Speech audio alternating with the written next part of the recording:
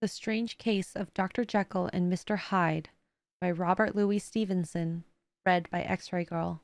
If you enjoy this reading, please hit the like button and subscribe to the channel. Please enjoy. Story of the Door. Mr. Utterson, the lawyer, was a man of a rugged countenance. This was never lighted by a smile, cold, scanty, and embarrassed in discourse, backward in sentiment, long, lean, dusty, dreary, and yet somehow lovable. At friendly meetings, and when the wine was to his taste, something eminently human beaconed from his eye, something indeed which never found its way into his talk, but which spoke not only in these silent symbols of the after-dinner face, but more often and loudly in the acts of his life. He was austere with himself, drank gin when he was alone to mortify a taste for vintages, and though he enjoyed the theatre, had not crossed the doors of one for 20 years. But he had an improved tolerance for others, sometimes wondering almost with envy at the high pressure of spirits involved in their misdeeds, and in any extremity inclined to help rather than to reprove. "I incline to Cain's heresy," he used to say quaintly. "I let my brother go to the devil in his own way. In his character, it was frequently his fortune to be the last reputable acquaintance and the last good influence in the lives of down-going men. And to such as these, so long as they came about his chambers, he never marked a shade of change in his demeanor." No doubt the feat was easy to Mr. Utterson, for he was undemonstrative at the best, and even his friendships seemed to be founded in a similar catholicity of good nature. It is the mark of a modest man to accept his friendly circle ready-made with the hands of opportunity, and that was the lawyer's way. His friends were those of his own blood or those whom he had known the longest. His affections, like ivy, were the growth of time. They implied no aptness in the object. Hence, no doubt, the bond that united him to Mr. Richard Enfield, his distant kinsman, the well-known man about the town. It was a nut to crack for many, what these two could see in each other, or what subject they could find in common. It was reported by those who encountered them in their Sunday walks that they said nothing, looked singularly dull, and would hail with obvious relief the appearance of a friend. For all that, the two men put the greatest store by these excursions, counted them the chief jewel of each week, and not only set aside occasions of pleasure, but even resisted the calls of business, that they might enjoy them uninterrupted. It chanced on one of these rambles that their way led them down a by-street in the busy quarter of London. The street was small and what is called quiet, but it drove a thriving trade on the weekdays. The inhabitants were all doing well, it seemed, and all emulously hoping to be better still, and laying out the surplus of their gains in coquetry, so that the shop fronts stood along the thoroughfare with an air of invitation, like rows of smiling saleswomen. Even on Sunday, when it veiled its more florid charms and lay comparatively empty of passage, the street shone in contrast to its dingy neighborhood, like a fire in a forest, and with its freshly painted shutters, well-polished brasses, and generally cleanliness and gaiety of note, instantly caught and pleased the eyes of the passenger. 2 doors from one corner, on the left hand going east, the line was broken by the entry of a court, and just at that point a certain sinister block of building thrust forward its gable on the street. It was 2 stories high, showed no window, nothing but a door on the lower story, and a blind forehead of discolored wall on the upper, and bore in every feature the marks of prolonged and sordid negligence. The door, which was equipped with neither bell nor knocker, was blistered and disdained. Tramps slouched into the recess and struck matches on the panels. Children kept shop upon the steps, and schoolboy had tied his knife on the mouldings. And for close on a generation, no one had appeared to drive away these random visitors or to repair their ravages. Mr. Enfield and the lawyer were on the other side of the by-street, and when they came abreast of the entry, the former lifted up his cane and pointed. "Did you ever remark that door?" he asked, and when his companion had replied in the affirmative, "It is connected in my mind," added he, with a very odd story. "Indeed?" asked Mr. Utterson, with a slight change of voice. "And what was that?" "Well, it was this way," returned Mr. Enfield. "I was coming home from some place at the end of the world about 3 o'clock of a black winter morning, and my way lay through a part of town where there was literally nothing to be seen but lamps. Street after street, and all the folks asleep, street after street, all lighted up as if for a procession, and all as empty as a church. Till at last I got into that state of mind when a man listens and listens and begins to long for the sight of a policeman. All at once, I saw two figures.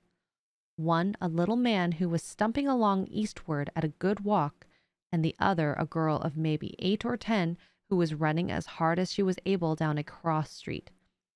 Well, sir, the two ran into one another naturally enough at the corner, and then came the horrible part of the thing. For the man trampled calmly over the child's body and left her screaming on the ground.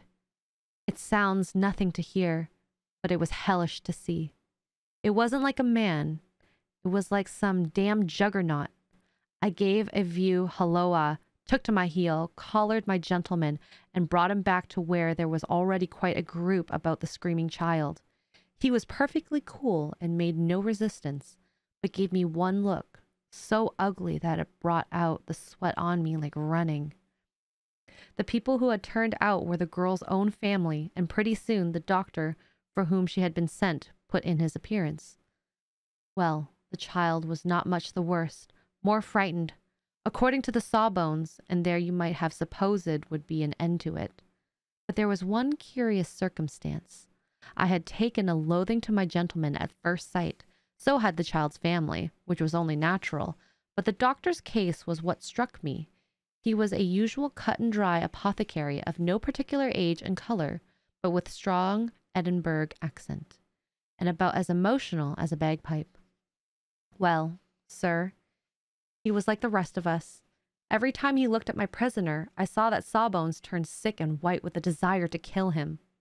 I knew what was in his mind, just as he knew what was in mine, and killing being out of the question, we did the next best thing. We told the man we could and would make such a scandal out of this as should make his name stink from one end of London to the other. If he had any friends or any credit, we undertook what he should lose them. And all the time, as we were pitching it in red hot, we were keeping the women off him as best as we could, for they were as wild as harpies. I never saw a circle of such hateful faces, and there was the man in the middle, with a kind of black, sneering coolness. Frightened too, I could see that, but carrying it off, sir, really like Satan. If you choose to make capital out of this accident, said he, I am naturally helpless. No gentleman but wishes to avoid a scene, says he. Name your figure. Well, we screwed him up to £100 for the child's family. He would have clearly liked to stick out, but there was something about the lot of us that meant mischief, and at last he struck. The next thing was to get the money, and where do you think he carried us but to that place with the door? Whipped out a key, went in, and presently came back with a matter of £10 in gold, and a cheque for the balance on coots drawn payable to the bearer, and signed with his name that I can't mention, though it's one of the points of my story. But it was a name at least very well known and often printed. The figure was stiff, but the signature was good for more than that, if it was only genuine. I took the liberty of pointing out to my gentleman that the whole business looked apocryphal, and that a man does not, in real life, walk into a cellar door at 4 in the morning and come out of it with another man's cheque for close upon £100. But he was quite easy and sneering. Set your mind at rest, says he. I will stay with you till the banks open and cash the cheque myself. So we all set off, the doctor and the child's father and our friend and myself, and passed the rest of the night in my chambers. The next day, when we had breakfasted, went into the body of the bank. I gave the cheque myself, and said I had every reason to believe it was forgery. Not a bit of it. The cheque was genuine. Tut, tut, said Mr. Utterson. I see you feel as I do, said Mr. Enfield. Yes, it's a bad story, for my man was a fellow that nobody could have to do with, a really damnable man. And the person that drew the cheque is the very pink of the proprieties, celebrated too, and, what makes it worse, one of your fellows who do what they call good. Blackmail, I suppose, an honest man paying through the nose for some of the capers of his youth. Blackmail house is what I call that place with the door, in consequence. Though even that, you know, is far from explaining all, he added, and with the words fell into a vein of musing. From this he recalled by Mr. Utterson asking rather suddenly, and you don't know if the drawer of the check still lives there? A likely place, isn't it? Returned Mr. Enfield. But I happen to have noticed his address. He lives in some square or other. And you never asked about the place with the door? Said Mr. Utterson. No, sir. I had delicacy, was the reply. I feel very strongly about putting questions. It partakes too much of the style of the day, of judgment. You start a question, and it's like starting a stone. You sit quietly on top of a hill, and away the stone goes, starting others, and presently some bland old bird, the last you would have thought of, is knocked on the head in his own back garden, and the family have to change their name. No, sir, I make it a rule of mine. The more it looks like Queer Street, the less I ask. A very good rule, too, said the lawyer. But I have studied the place for myself, continued Mr. Enfield. It seems scarcely a house. There is no other door, and nobody goes in or out of that one, but once in a great while, the gentleman of my adventure. There are 3 windows looking on the court on the first floor, none below. The windows are always shut, but they're clean. And then there is a chimney, which is generally smoking, so somebody must live there. And yet, it's not so sure, for the buildings are so packed together about that court that it's hard to say where one ends and another begins. The pair walked on again for a while in silence, and then Enfield said, Mr. Utterson, that's a very good rule of yours.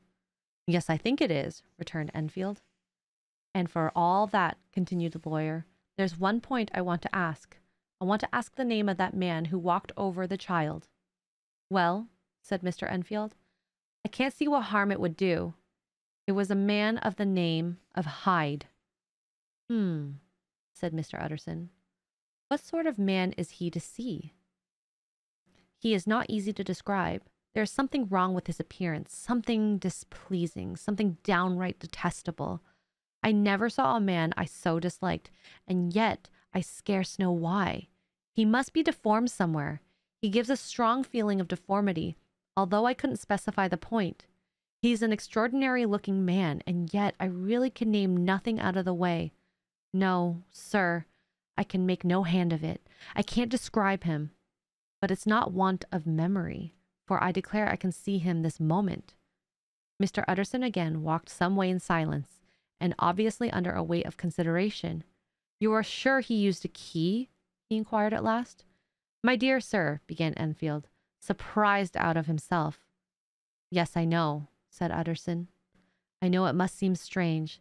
The fact is, if I do not ask you the name of the other party, it is because I know it already. You see, Richard, your tale has gone home. If you have been inexact in my point, you had better correct it.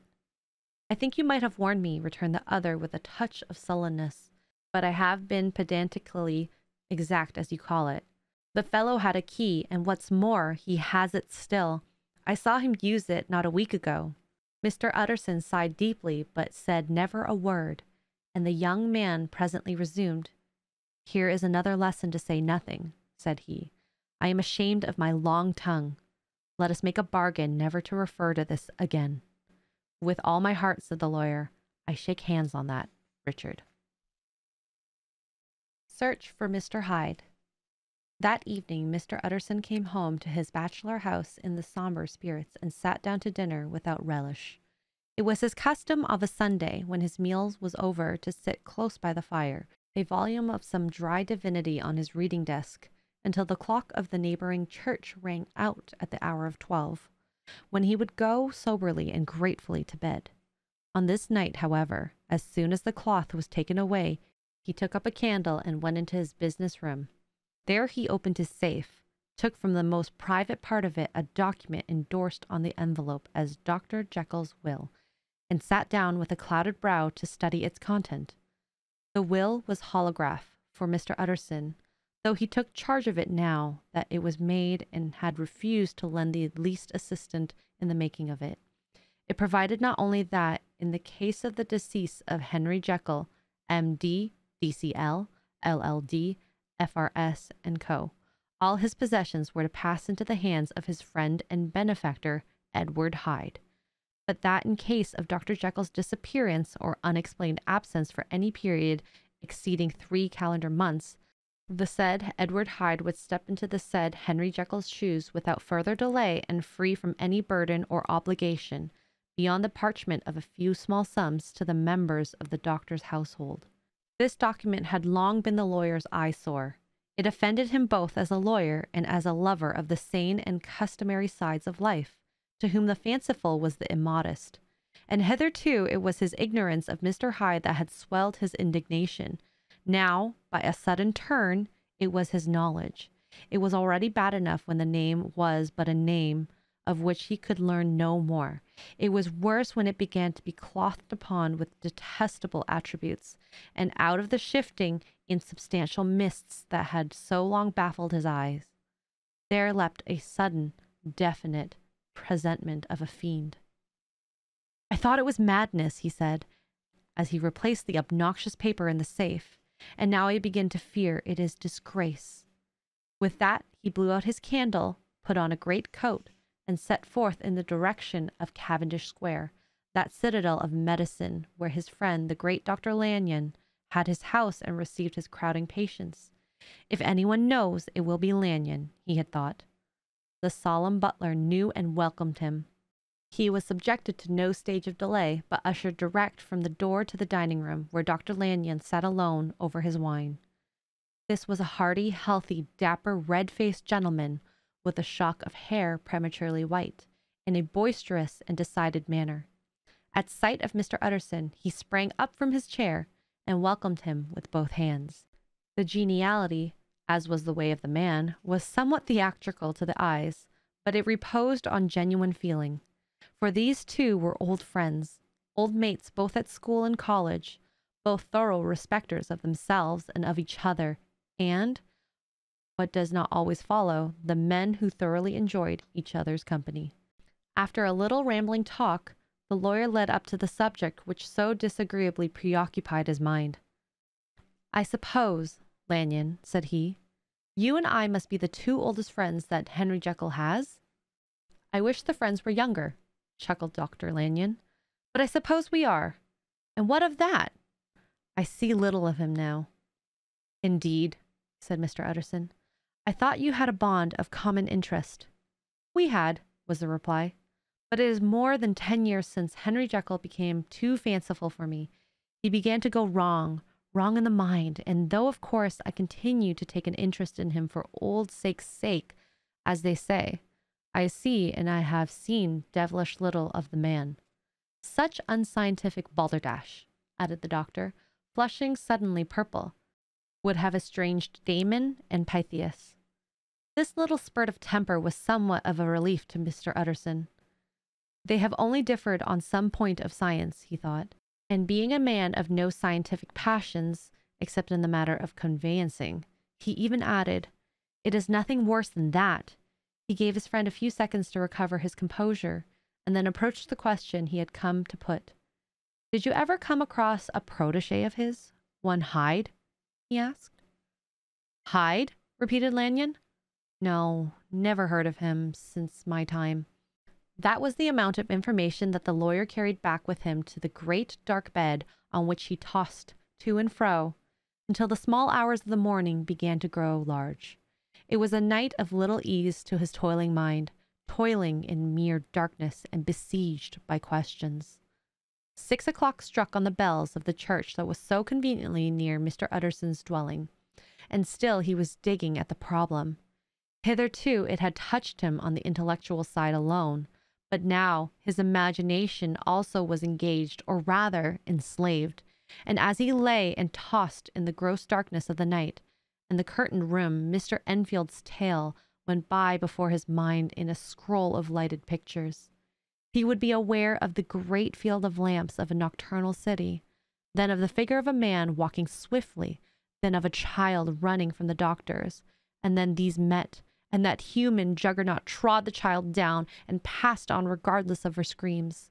or else he would see a room in a rich house where his friends lay asleep, dreaming and smiling at his dreams, and then the door of that room would be opened, the curtains of the bed plucked apart, the sleeper recalled, and lo, there would stand by his side a figure to whom power was given, and even at that dead hour he must rise and do its bidding. The figure in these two phases haunted the lawyer at night, and if at any time he dozed off, it was but to see it glide more stealthily through sleeping houses, or move them more swiftly and still more swiftly, even to dizziness, through wider labyrinths of lamp-lighted city, and at every street corner crush a child and leave her screaming. And still the figure had no face by which he might know it. Even in his dreams it had no face, or one that baffled him and melted before his eyes. And thus it was that there sprang up and grew apace in the lawyer's mind a singularly strong, almost inordinate curiosity to behold the features of the real Mr. Hyde. If he could but once set eyes upon him, he thought the mystery would lighten and perhaps roll altogether away, as was the habit of mysterious things when well examined. He might see a reason for his friend's strange preference or bondage, call it which you please, and even for the startling clauses of the will. And at least it would be a face worth seeing, the face of a man who was without bowels of mercy, a face which had but to show itself to raise up, in the mind of the unimpressionable Enfield, a spirit of enduring hatred. From that time forward, Mr. Utterson began to haunt the door in the by-street of shops, in the morning before office hours, at noon when business was plenty and time scarce, at night under the face of the fogged city moon, by all lights and at all hours of solitude or concourse, the lawyer was to be found on his chosen post. If he be Mr. Hyde, he had thought, I shall be Mr. Seek. And at last his patience was rewarded. It was a fine dry night, frost in the air, the streets as clean as a ballroom floor, the lamps unshaken by any wind, drawing a regular pattern of light and shadow. By 10 o'clock, when the shops were closed, the by-street was very solitary and, in spite of the low growl of London from all around, very silent. Small sounds carried far. Domestic sounds out of the houses were clearly audible on either side of the roadway, and the rumor of the approach of any passenger preceded him by a long time. Mr. Utterson had been some minutes at his post when he was aware of an odd, light footstep drawing near. In the course of his nightly patrols, he had long grown accustomed to the quaint effect with which the footfalls of a single person, while he is still a great way off, suddenly spring out distant from the vast hum and clatter of the city. Yet his attention had never before been so sharply and decisively arrested, and it was with a strong superstitious prevision of success that he withdrew into the entry of the court.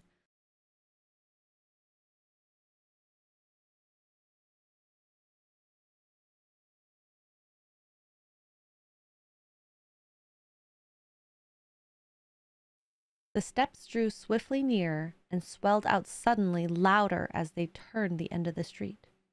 The lawyer, looking forth from the entry, could soon see what manner of man he had to deal with.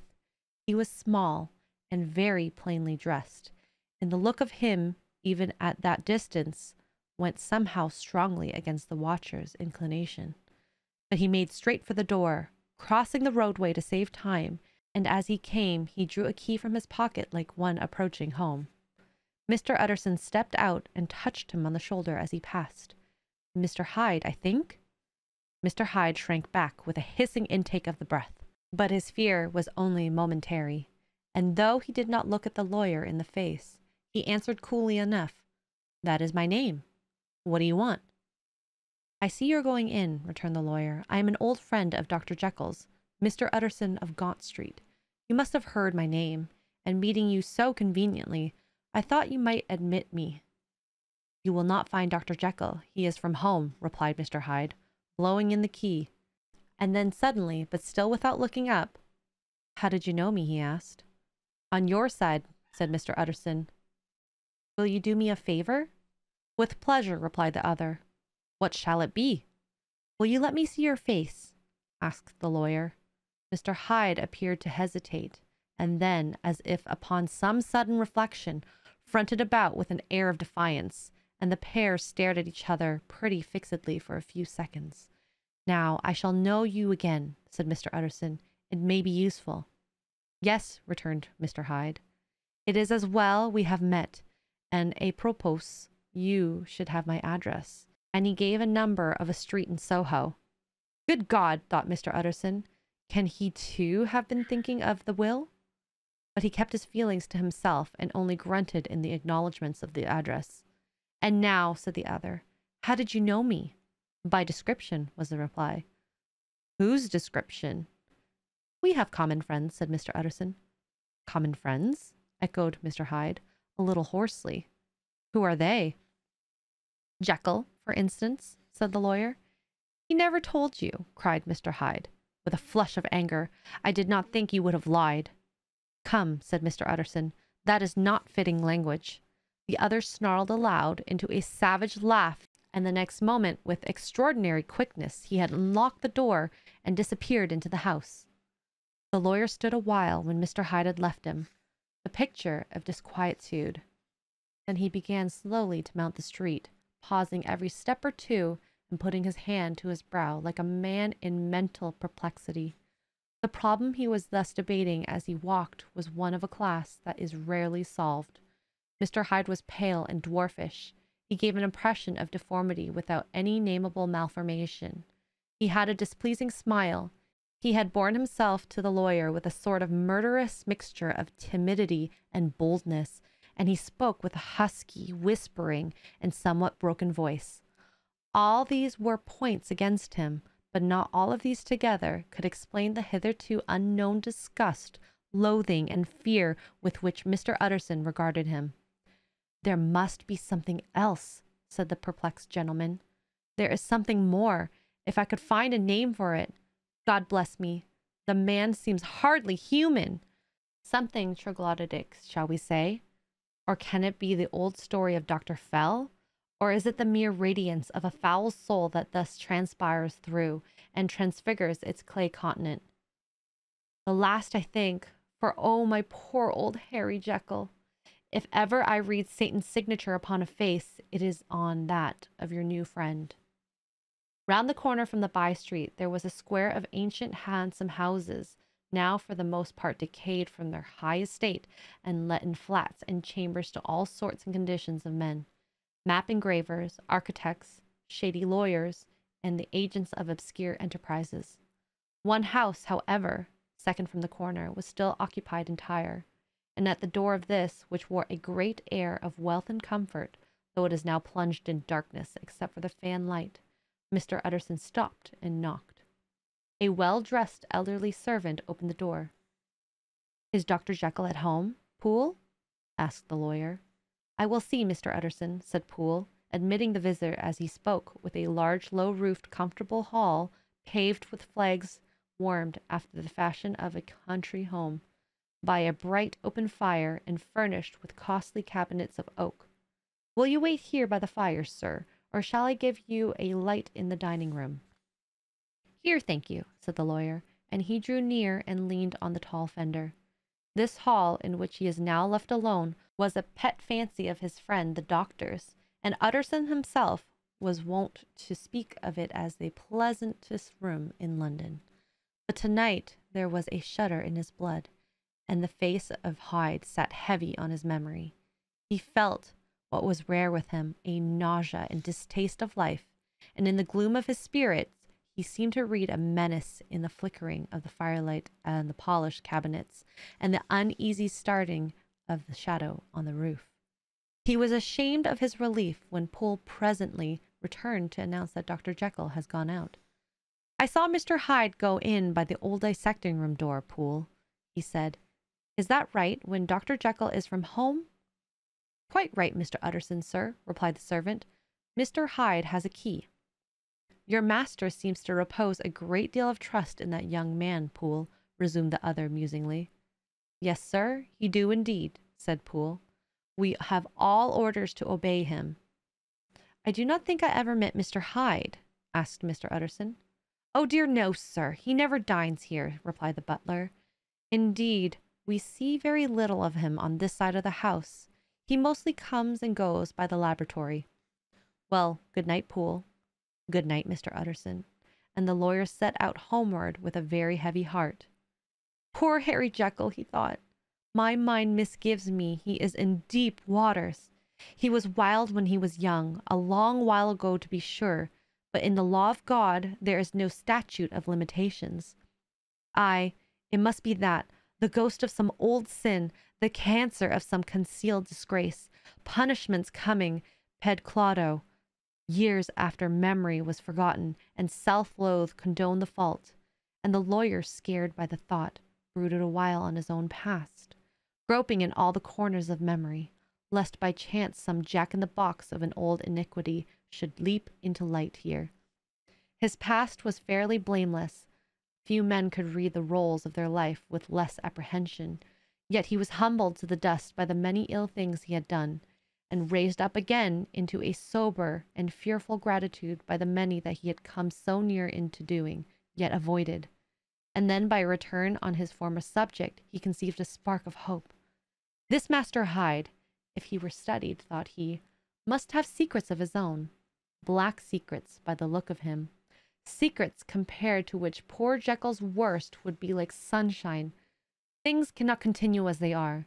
It turns me cold to think of this creature stealing like a thief to Harry's bedside. Poor Harry!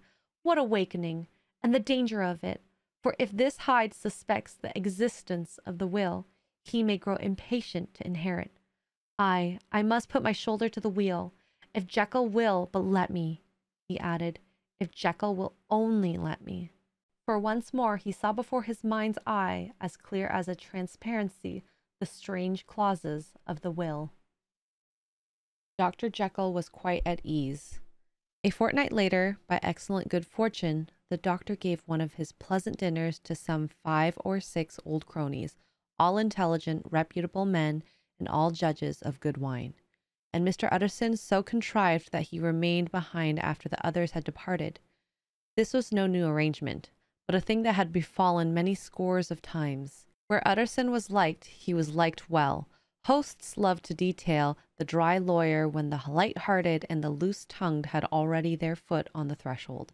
They liked to sit a while in his unobtrusive company, practicing for solitude, sobering their minds in the man's rich silence after the expense and strange of gaiety. To this rule, Dr. Jekyll was no exception, and as he now sat on the opposite side of the fire, a large, well-made, smooth-faced man of 50, with something of a slyish cast, perhaps, but every mark of capacity and kindness. You could see by his looks that he cherished for Mr. Utterson a sincere and warm affection. I have been wanting to speak to you, Jekyll, began the latter. You know what will of yours? A close observer might have gathered that the topic was distasteful, but the doctor carried it off gaily. My poor Utterson, said he, you are unfortunate in such a client. I never saw a man so distressed as you were by my will, unless it were that hide-bound pedant Lanyon, at what he called my scientific heresies. Oh, I know he's a good fellow. You needn't frown. An excellent fellow, and I always mean to see more of him. But a hide-bound pedant for all that, an ignorant, blatant pedant.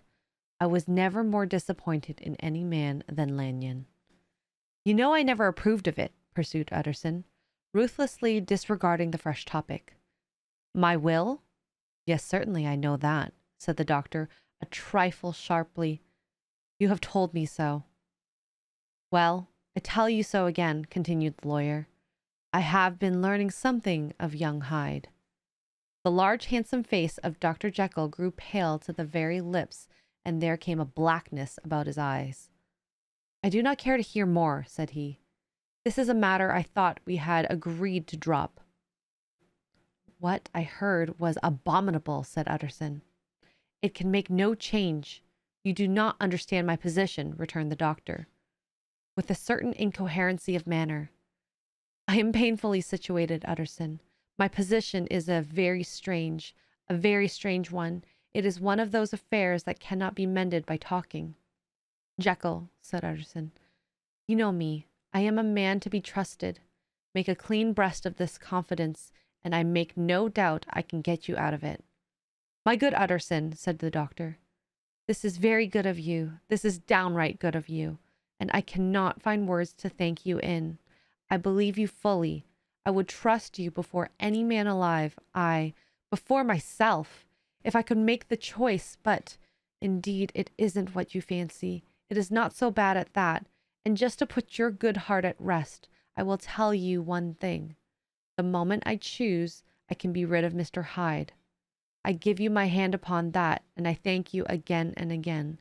And I will just add one little word, Utterson, that I'm sure you'll take in good part. This is a private matter, and I beg of you to let it sleep. Utterson reflected, a little looking in the fire. I have no doubt you are perfectly right, he said, at last, getting to his feet. Well, but since we have touched upon this business, and for the last time, I hope, continued the doctor, there is one point I should like you to understand. I have really a great interest in poor Hyde. I know you have seen him. He told me so, and I fear he was rude. But I do sincerely take a great, very great interest in that young man, and if I am taken away, Utterson, I wish you to promise me that you will bear with him and get his rights for him. I think you would if you knew all, but it would be a weight off my mind if you would promise. I can't pretend that I shall ever like him, said the lawyer. I don't ask that, pleaded Jekyll, laying his hand upon the other's arm. I ask for justice. I only ask you to help him for my sake when I am no longer here. Utterson heaved an irrepressible sigh. Well, said he, I promise. The Carew murder case. Nearly a year later, in the month of October 18, London was startled by a crime of singular ferocity and rendered all the more notable by the high position of the victim. The details were few and startling. A maid-servant living alone in a house not far from the river had gone upstairs to bed about 11. Although a fog rolled over the city in the small hours, the early part of the night was cloudless, and the lane, which the maid's window overlooked, was brilliantly lit by the full moon. It seems she was romantically given, for she sat down upon her box, which stood immediately under the window, and fell into a dream of musing. Never, she used to say, with streaming tears when she narrated that experience, never had she felt more at peace with all men or thought more kindly of the world. And as she so sat, she became aware of an aged and beautiful man with white hair drawing near along the lane, and advancing to meet him, another, a very small gentleman, to whom at first she paid less attention to. When they had come within speech, which was just under the maid's eyes, the older man bowed and accosted the other with a very pretty manner of politeness. It did not seem as if the subject of his address was of great importance. Indeed, from his pointing, it sometimes appeared as if he were only inquiring his way. But the moon shone on his face as he spoke, and the girl was pleased to watch it. It seemed to breathe such an innocent and old-world kindness of disposition, yet with something high too, as of a well-founded self-content. Presently her eye wandered to the other, and she was surprised to recognize in him a certain Mr. Hyde, who had once visited her master, and for whom she had conceived a dislike. He had in his hand a heavy cane, with which he was trifling, but he answered never a word, and seemed to listen with an ill-contained impatience. And then, all of a sudden, he broke out in a great flame of anger, stamping his foot, brandishing the cane, and carrying on, as the maid described it, like a madman. The old gentleman took a step back with the air of one very much surprised and a trifle hurt, and at that Mr. Hyde broke out of all the bounds and clubbed him to the earth. The next moment, with ape-like fury, he was trampling his victim underfoot and hailing down a storm of blows, under which the bones were audibly shattered, and the body jumped upon the roadway. At the horror of these sights and sounds, the maid fainted. It was 2 o'clock when she came to herself and called for the police. The murderer was gone long ago, but there lay his victim in the middle of the lane, incredibly mangled. The stick with which the deed had been done, although it was of some rare, very tough and heavy wood, had broken in the middle under the stress of this insensate cruelty. The one splintered half had rolled in the neighboring gutter. The other, without doubt, had been carried away by the murderer. A purse and a gold watch were found upon the victim, but no cards or papers, except a sealed and stamped envelope, which he had been probably carrying to the post, and which bore the name and address of Mr. Utterson. This was brought to the lawyer the next morning, before he was out of bed, and he had no sooner seen it and been told the circumstances than he shot out of a solemn lip. "I shall say nothing till I have seen the body," said he. "This may be very serious. Have the kindness to wait while I dress." And with the same grave countenance, he hurried through his breakfast and drove to the police station, whither the body had been carried. As soon as he came into the cell, he nodded. "Yes," said he, "I recognize him. I am sorry to say that this is Sir Danvers Carew." "Good God, sir!" exclaimed the officer. "Is it possible?" The next moment his eyes lighted up with professional ambition. "This will make a deal of noise," he said, "and perhaps you can help us to the man." And he briefly narrated what the maid had seen and showed the broken stick. Mr. Utterson had already quailed at the name of Hyde, but when the stick was laid before him, he could doubt no longer. Broken and battered as it was, he recognized it for one that he had himself presented many years before to Henry Jekyll. "Is this Mr. Hyde a person of small stature?" he inquired. "Particularly small and particularly wicked-looking is what the maid calls him," said the officer. Mr. Utterson reflected, and then, raising his head, "If you will come with me in my cab," he said, "I think I can take you to his house." It was by this time about 9 in the morning, and the first fog of the season. A great chocolate-colored pall lowered over heaven, but the wind was continually charging and routing these embattled vapors, so that as the cab crawled from street to street, Mr. Utterson beheld a marvelous number of degrees and hues of twilight, for here it would be dark, like the back end of evening, and there would be a glow of rich lurid brown, like the light of some strange conflagration, and here, for a moment, the fog would be quite broken up, and a haggard shaft of daylight would glance in between the swirling wreaths. The dismal quarter of Soho, seen under these changing glimpses, with its muddy ways and slatternly passengers, and its lamps, which had never been extinguished or had been kindled afresh to combat this mournful reinvasion of darkness, seemed, in the lawyer's eyes, like a district of some city in a nightmare. The thoughts of his mind, besides, were of the gloomiest dye, and when he glanced at the companion of his drive, he was conscious of some touch of that terror of the law and the law's officers, which may at times assail the most honest. As the cab drew up before the address indicated, the fog lifted a little and showed him a dingy street, a gin palace, a low French eating house, a shop for the retail of penny numbers and two-penny salads, many ragged children huddled in the doorways, and many women of many different nationalities passing out, key in hand, to have a morning glass, and the next moment the fog settled down again upon that part, as brown as umber, and cut him off from his blackguardly surrounding. This was the home of Henry Jekyll's favourite, of a man who was heir to 250,000 sterling. An ivory-faced and silvery-haired woman opened the door. She had an evil face, smoothed by hypocrisy, but her manners were excellent. "Yes," she said. This was Mr. Hyde's, but he was not at home. He had been in that night very late, but he had gone away again in less than an hour. There was nothing strange in that. His habits were very irregular, and he was often absent. For instance, it was nearly 2 months since she had seen him till yesterday. "Very well, then. We wish to see his rooms," said the lawyer. And when the woman began to declare it was impossible, "I had better tell you who this person is," he added. "This is Inspector Newcomen of Scotland Yard." A flash of odious joy appeared upon the woman's face. "Ah," said she, "he is in trouble. What has he done?" Mr. Utterson and the inspector exchanged glances. "He don't seem a very popular character," observed the latter. "And now, my good woman, just let me and this gentleman have a look about us." In the whole extent of the house, which, but for the old woman, remained otherwise empty, Mr. Hyde had only used a couple of rooms, but these were furnished with luxury and great taste.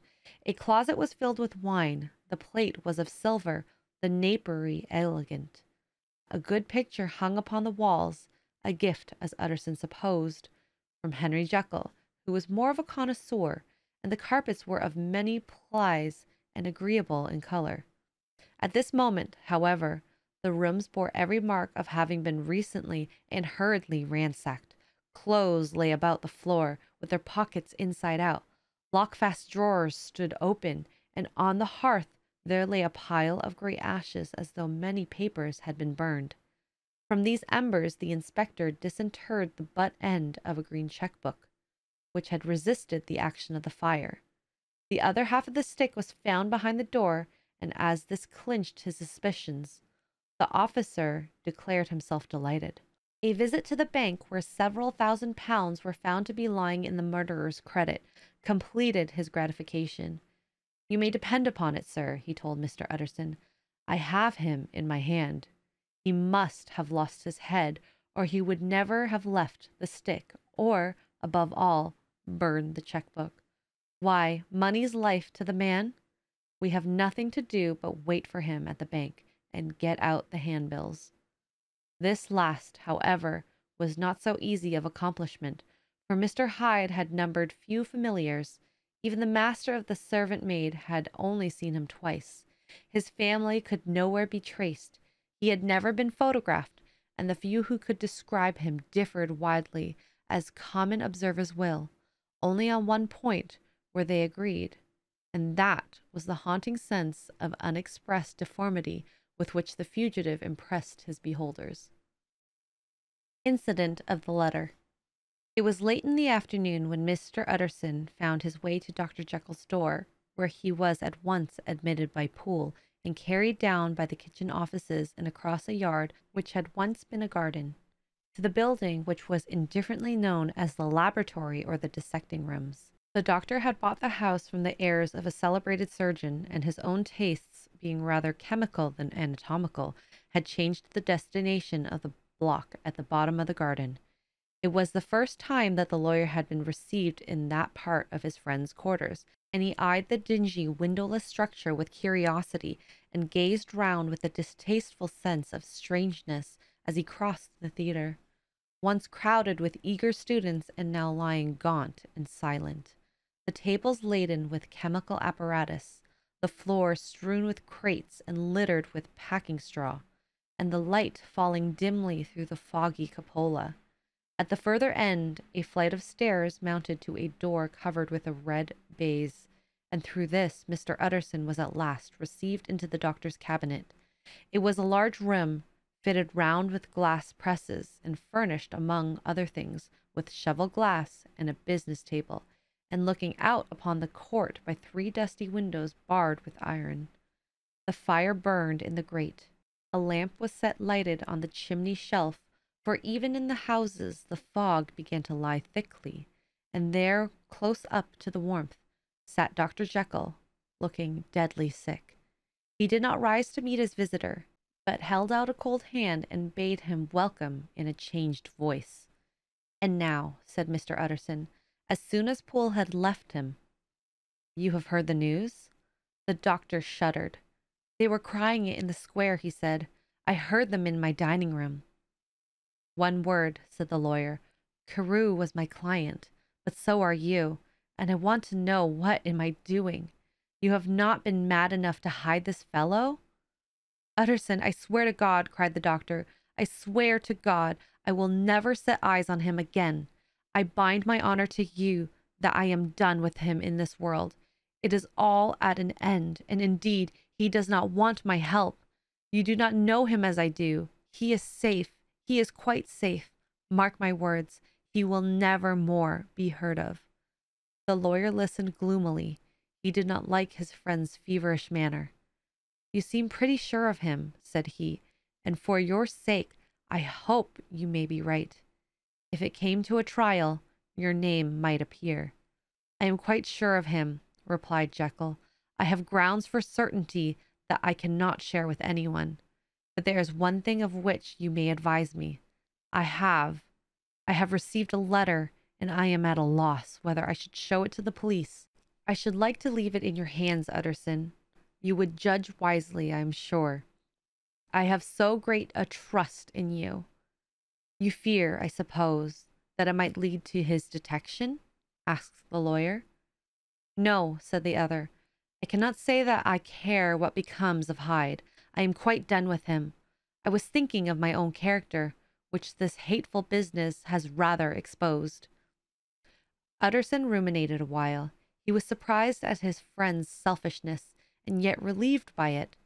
"Well," said he, at last, "let me see the letter."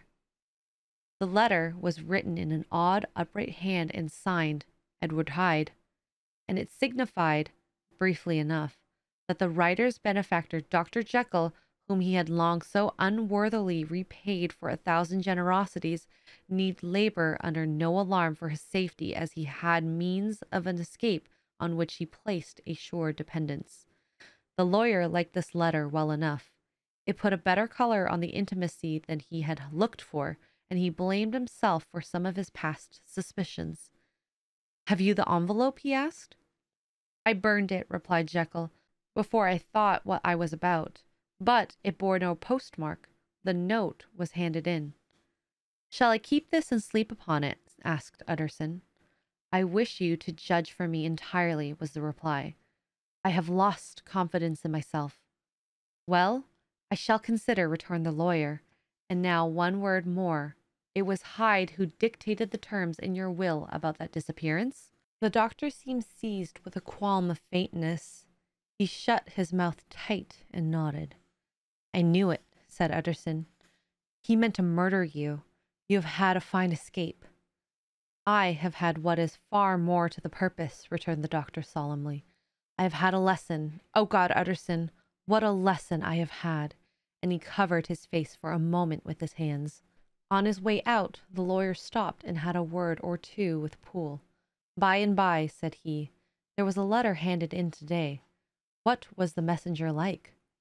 But Poole was positive nothing had come except by post, and only circulars by that, he added. This news sent off the visitor with his fears renewed. Plainly the letter had come by the laboratory door. Possibly, indeed, it had been written in the cabinet. And if that were so, it must be differently judged and handled with the more caution. The newsboys, as he went, were crying themselves hoarse along the footways. "Special edition! Shocking new murder of an MP!" That was the funeral oration of one friend and client, and he could not help a certain apprehension lest the good name of another should be sucked down in the eddy of the scandal. It was, at least, a ticklish decision that he had to make, and self-reliant as he was by habit, he began to cherish a longing for advice. It was not to be had differently, but perhaps, he thought, it might be fished for. Presently after, he sat on one side of his own hearth with Mr. Guest, his head clerk, upon the other, and midway between, at a nicely calculated distance from the fire, a bottle of a particularly old wine that had long dwelt unsunned in the foundations of his home. The fog still slept on the wing above the drowned city, where the lamps glimmered like carbuncles, and through the muffle and smother of these fallen clouds, the procession of the town's life was still rolling in through the great arteries with a sound as of a mighty wind. But the room was gay with firelight. In the bottle the acids were long ago resolved. The imperial dye had softened with time, and the colors grow richer in stained windows, and the glow of hot autumn afternoons on hillside vineyards was ready to be set free and disperse the fogs of London. Insensibly the lawyer melted. There was no man for whom he kept fewer secrets than Mr. Guest, and he was not always sure that he kept as many as he meant. Guest had often been on business to the doctor's. He knew Poole. He could scarce have failed to hear of Mr. Hyde's familiarity about the house. He might draw conclusions. Was it not as well, then, that he should see a letter which would put that mystery to rights? And above all, since Guest, being a great student and critic of handwriting, would consider the step natural and obliging. The clerk, besides, was a man of counsel. He would scarce read so strange a document without dropping a remark, and by that remark Mr. Utterson might shape his future course. "This is sad business about Sir Danvers," he said. "Yes, sir, indeed." "It has elicited a great deal of public feeling," returned Guest. "The man, of course, was mad." "I should like to hear your views on that," replied Utterson. "I have a document here in his handwriting. It is between ourselves, for I scarce knew what to do about it. It is an ugly business at best.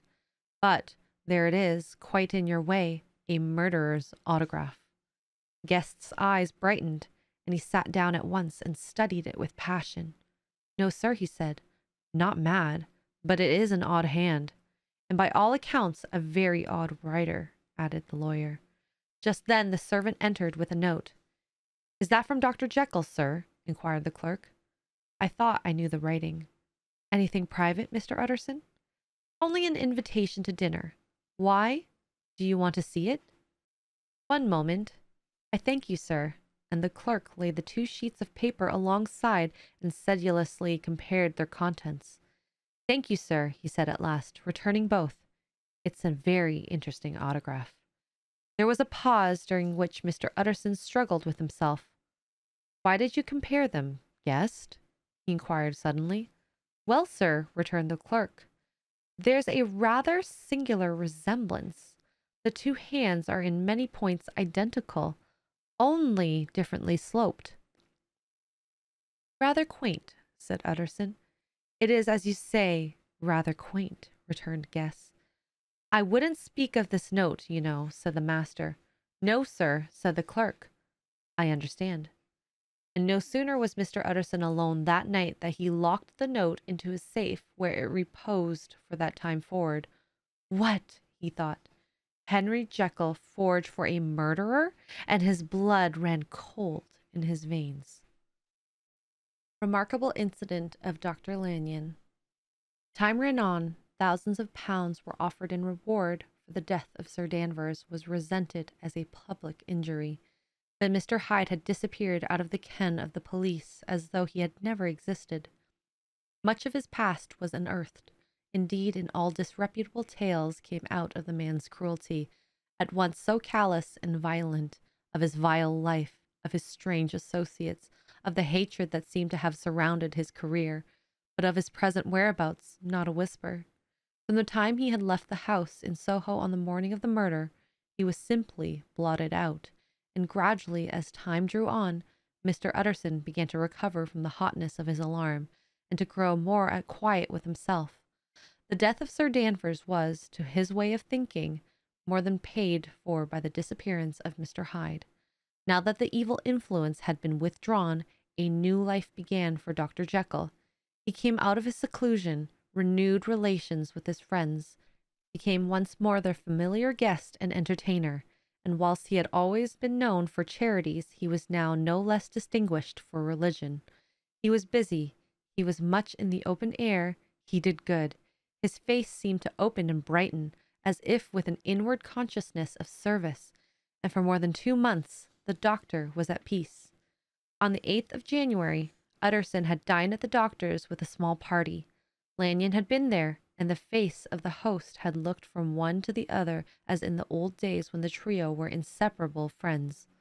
On the 12th, and again on the 14th, the door was shut against the lawyer. The doctor was confined to the house. Poole said and saw no one. On the 15th he tried again, and was again refused, and having now been used for the last 2 months to see his friend almost daily, he found this return to solitude to weigh upon his spirit. The 5th night he had in guest to dine with him, and the 6th he betook himself to Dr. Lanyon's. There, at least, he was not denied admittance, and when he came in, he was shocked at the change which had taken place in the doctor's appearance. He had his death warrant written legibly upon his face. The rosy man had grown pale, his flesh had fallen away. He was visibly balder and older, and yet it was not so much these tokens of a swift physical decay that arrested the lawyer's notice, as a look in the eye and quality of manner that seemed to testify to some deep-seated terror of the mind. It was unlikely that the doctor should fear death, and yet that was what Utterson was tempted to suspect. Yes, he thought, he is a doctor. He must know his own state, and that his days are counted, and the knowledge is more than he can bear. And yet, when Utterson remarked on his ill looks, it was with an air of great firmness that Lanyon declared himself a doomed man. I have had a shock, he said, and I shall never recover. It is a question of weeks. Well, life has been pleasant. I liked it. Yes, sir. I used to like it. I sometimes think if we all knew, we should be more glad to get away. Jekyll is ill too, observed Utterson. Have you seen him? But Lanyon's face changed, and he held up a trembling hand. I wish to see or hear no more of Dr. Jekyll, he said in a loud, unsteady voice. I am quite done with that person, and I beg that you will spare me any allusion to whom I regard as dead. Tut, tut, said Mr. Utterson, and then after a considerable pause, can't I do anything? He inquired. We are 3 very old friends, Lanyon. We shall not live to make others. Nothing can be done, returned Lanyon. Ask himself. He will not see me, said the lawyer. I am not surprised at that, was the reply. Some day, Utterson, after I am dead, you may perhaps come to learn the right and wrong of this. I cannot tell you, and in the meantime, if you can sit and talk with me of other things, for God's sake, stay and do so. But if you cannot keep clear of this accursed topic, then, in God's name, go, for I cannot bear it. As soon as he got home, Utterson sat down and wrote to Jekyll, complaining of his excursion from the house and asking the cause of this unhappy break with Lanyon. And the next day brought him a long answer, often very pathetically worded and sometimes darkly mysterious in drift. The quarrel with Lanyon was incurable. I do not blame our old friend, Jekyll wrote, but I share his view that we must never meet. I mean from henceforth to lead a life of extreme seclusion. You must not be surprised, nor must you doubt my friendship, if my door is often shut even to you. You must suffer me to go my own dark way. I have brought on myself a punishment and a danger that I cannot name. If I am the chief of sinners, I am the chief of sufferers also. I could not think that this earth contained a place for sufferings and terrors so unmanning. And you can do but one thing, Utterson, to lighten this destiny, and that is to respect my silence. Utterson was amazed. The dark influence of Hyde had been withdrawn. The doctor had returned to his old tasks and amities. A week ago, the prospect had smiled with every promise of a cheerful and an honored age. And now, in a moment, friendship and peace of mind and the whole tenor of his life was wrecked. So great and unprepared a change pointed to madness, but in view of Lanyon's manner and words, there must lie for it some deeper ground. A week afterwards, Dr. Lanyon took to his bed, and in something less than a fortnight, he was dead. The night after the funeral, at which he had been sadly affected, Utterson locked the door of his business room, and sitting there by the light of a melancholy candle, drew out and set before him an envelope addressed by the hand and sealed with the seal of his dear friend.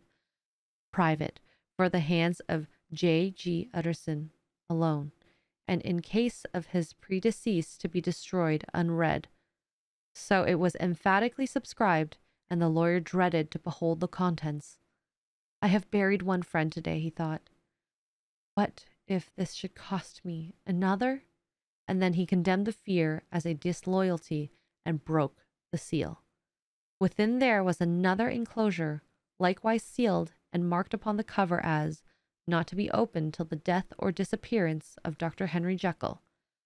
Utterson could not trust his eyes, yet it was disappearance, here again, as in the mad will which he had long ago restored to its author. Here again were the idea of a disappearance and the name of Henry Jekyll bracketed. But in the will, that idea had sprung from the sinister suggestion of the man Hyde. It was set there with a purpose all too plain and horrible. Written by the hand of Lanyon. What should it mean?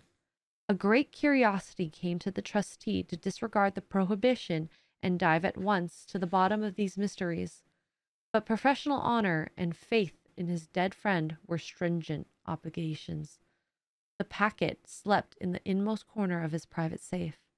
It is one thing to mortify curiosity, another to conquer it, and it may be doubted if, from that day forth, Utterson desired the society of his surviving friend with the same eagerness. He thought of him kindly, but his thoughts were disquieted and fearful. He went to call indeed, but he was perhaps relieved to be denied admittance. Perhaps, in his heart, he preferred to speak with Poole upon the doorstep and surrounded by the air and sounds of the open city, rather than to be admitted into the house of voluntary bondage and to sit and speak with its inscrutable recluse. Poole had, indeed, no very pleasant news to communicate. The doctor, it appeared, now more than ever confined himself to the cabinet over the laboratory, where he would sometimes even sleep. He was out of spirits. He had grown very silent. He did not read. It seemed as if he had something on his mind. Utterson became so used to the unvarying character of these reports that he fell off little by little to the frequency of his visits. Incident at the window. It chanced on Sunday, when Mr. Utterson was on his usual walk with Mr. Enfield, that their way lay once again through the by-street, and that when they came in front of the door, both stopped to gaze on it. "Well," said Enfield, "that story's at least at an end. We shall never see more of Mr. Hyde." "I hope not," said Utterson. "Did I ever tell you I once saw him and shared your feeling of repulsion?" "It was impossible to do the one without the other," returned Enfield. "And by the way, what an ass you must have thought me, not to know that this was a back way to Dr. Jekyll's. It was partly your own fault that I found it out, even when I did." "So you found it out, did you?" said Utterson. "But if it be so, we may step into the court and take a look at the windows. To tell you the truth, I am uneasy about poor Jekyll, and even outside, I feel as if the presence of a friend might do him good." The court was very cool and a little damp and full of premature twilight, although the sky high up overhead was still bright with sunset. The middle one of the three windows was halfway open, and sitting close beside it, taking the air with an infinite sadness of mind, like a disconsolate prisoner, Utterson saw Dr. Jekyll. "What, Jekyll?" he cried. "I trust you are better." "I am low, Utterson," replied the doctor drearily, "very low. It will not last long, thank God." "You stay too much indoors," said the lawyer.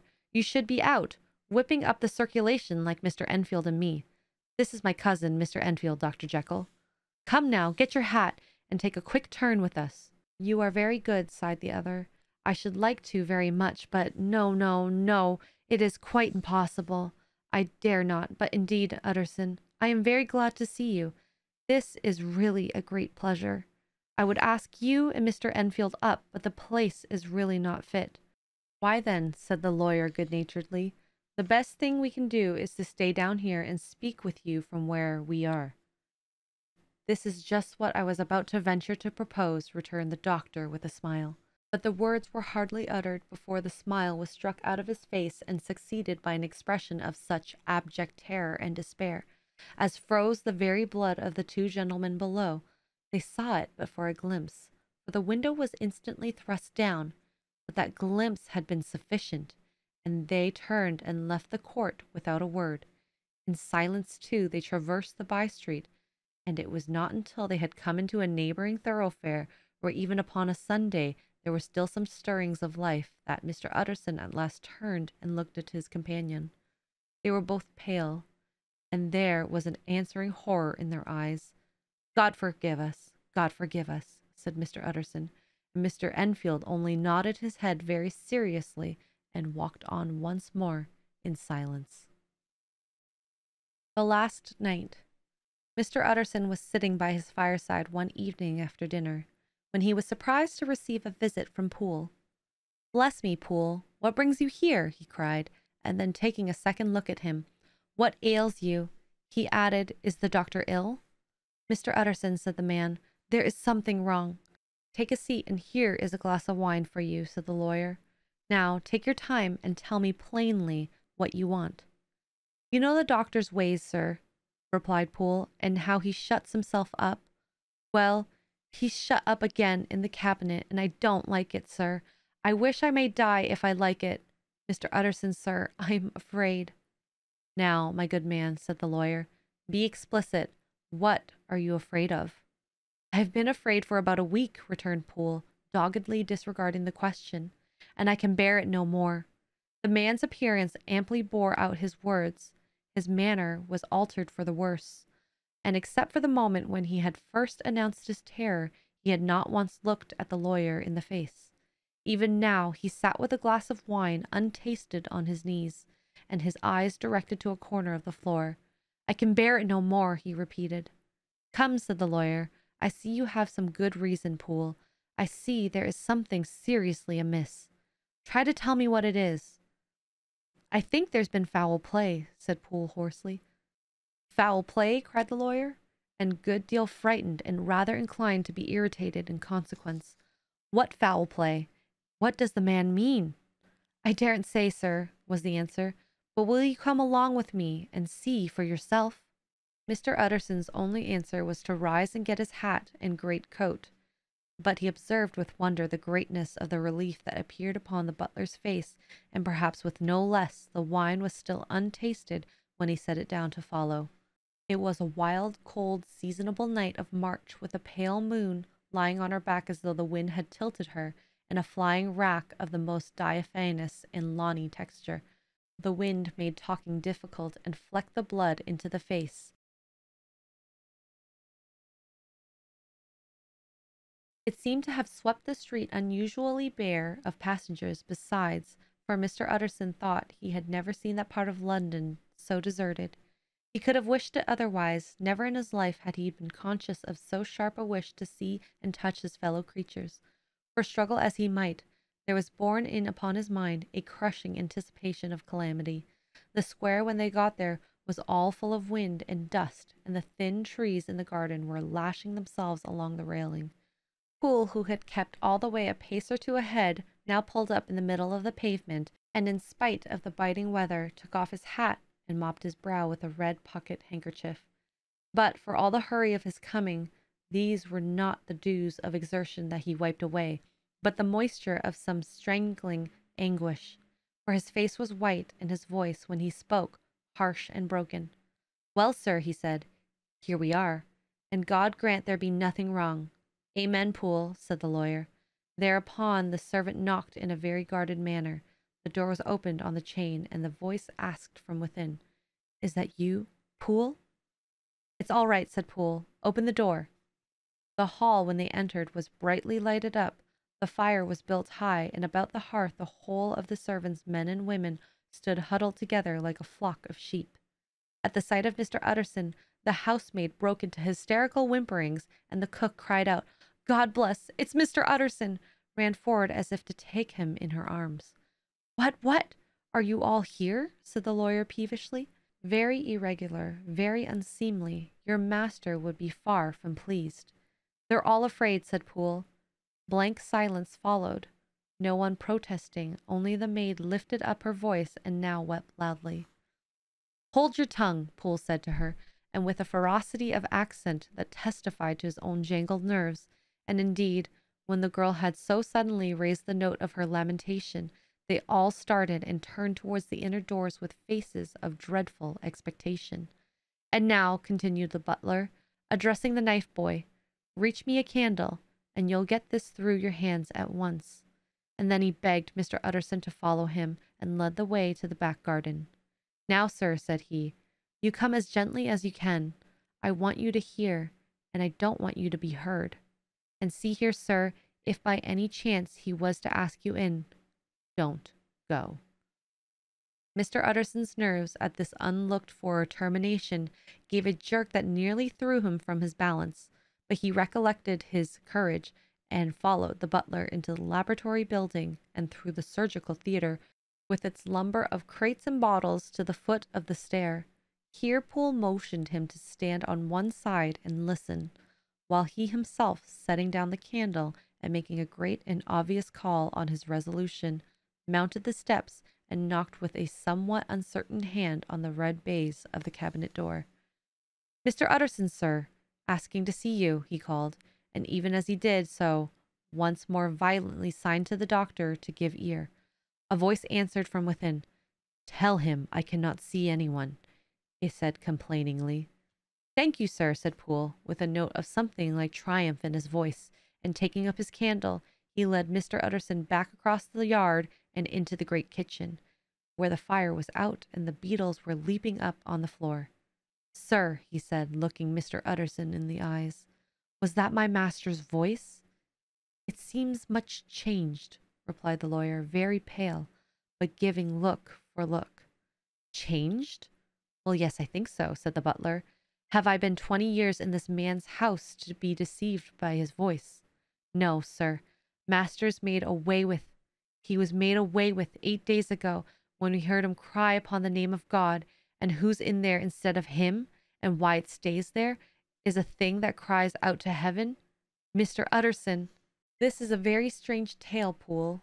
This is rather a wild tale, my man," said Mr. Utterson, biting his finger. "Suppose it were as you suppose, supposing Dr. Jekyll to have been, well, murdered. What could induce the murderer to stay? That won't hold water. It doesn't commend itself to reason." "Well, Mr. Utterson, you are a hard man to satisfy, but I'll do it yet," said Poole. "All last week you must know him, or it, or whatever it is that lives in the cabinet, has been crying night and day for some sort of medicine and cannot get it to his mind. It was sometimes his way, the master's that is, to write his order on a sheet of paper and throw it on the stair. We've had nothing else this week back, nothing but papers and a closed door, and the very meals left there to be smuggled in when nobody was looking. Well, sir, every day, aye, and twice and thrice in the same day, there have been orders and complaints, and I have been sent flying to all the wholesale chemists in town. Every time I brought back the stuff, there would be another paper telling me to return it because it was not pure, and another order to a different firm. This drug is wanted bitter bad, sir, whatever for." "Have you seen these papers?" asked Mr. Utterson. Poole felt in his pocket and handed out a crumpled note, which the lawyer, bending near to the candle, carefully examined. Its content read thus: "Dr. Jekyll presents his compliments to Messer Ma. He assures them that their last sample is impure and quite useless for his present purpose. In the year 18, Dr. J. purchased a somewhat large quantity from Messer M. He now begs them to search with the most sedulous care, and should any of the same quality be left, to forward it to him at once. Expense is no consideration. The importance of this to Dr. J. can hardly be exaggerated." So far the letter had run composedly enough, but here, for a sudden splutter of the pen, the writer's emotions had broken loose. "For God's sake," he had added, "find me some of the old." "This is a strange note," said Mr. Utterson, and then sharply, "How do you come to have it open?" "The man at Ma's was main angry, sir, and he threw it back to me like so much dirt," returned Poole. "This is unquestionably the doctor's hands. Do you know?" resumed the lawyer. "I thought it looked like it," said the servant rather sulkily, and then with another voice, "But what matters hand of right?" he said. "I've seen him." "Seen him?" repeated Mr. Utterson. "Well?" "That's it," said Poole.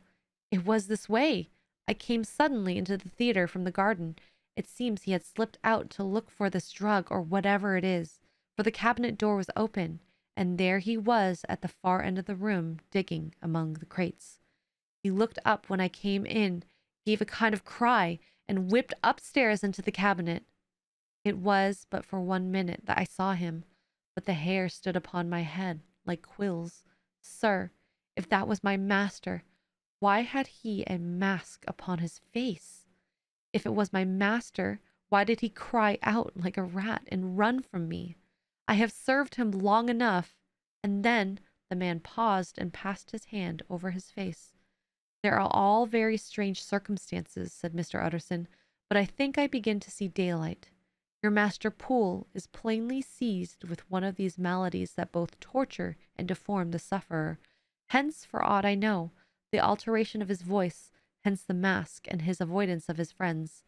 Hence his eagerness to find this drug, by means of which the poor soul retains some hope of ultimate recovery. God grant that he be not deceived. There is my explanation. It is sad enough, Poole, aye, and appalling to consider, but it is plain and natural, hangs well together, and delivers us from all exorbitant alarms. Sir, said the butler, turning to a sort of mottled pallor, that thing was not my master, and there's the truth. My master, here he looked round him and began to whisper, is a tall, fine build of a man, and this is more of a dwarf. Utterson attempted to protest. Oh, sir, cried Poole, do you think I do not know my master after 20 years? Do you think I do not know where his head comes to in the cabinet door, where I saw him every morning of his life? No, sir, that thing in the mask was never Dr. Jekyll. God knows what it was, but it was never Dr. Jekyll, and it is the belief of my heart that there was murder done. Poole, replied the lawyer, if you say that, it will become my duty to make certain. Much as I desire to spare your master's feelings, much as I am puzzled by this note, which seems to prove him to be still alive, I shall consider it my duty to break in that door. Ah, Mr. Utterson, that's talking, cried the butler. And now comes the second question, resumed Utterson. Who is going to do it? Why, you and me, sir, said the undaunted reply. That is very well said, returned the lawyer. Whatever comes of it, I shall make it my business to see you are no loser. There is an axe in the theatre, continued Poole, and you might take the kitchen poker for yourself. The lawyer took that rude but weighty instrument in his hand and balanced it. Do you know, Poole, he said, looking up, that you and I are about to place ourselves in a position of some peril?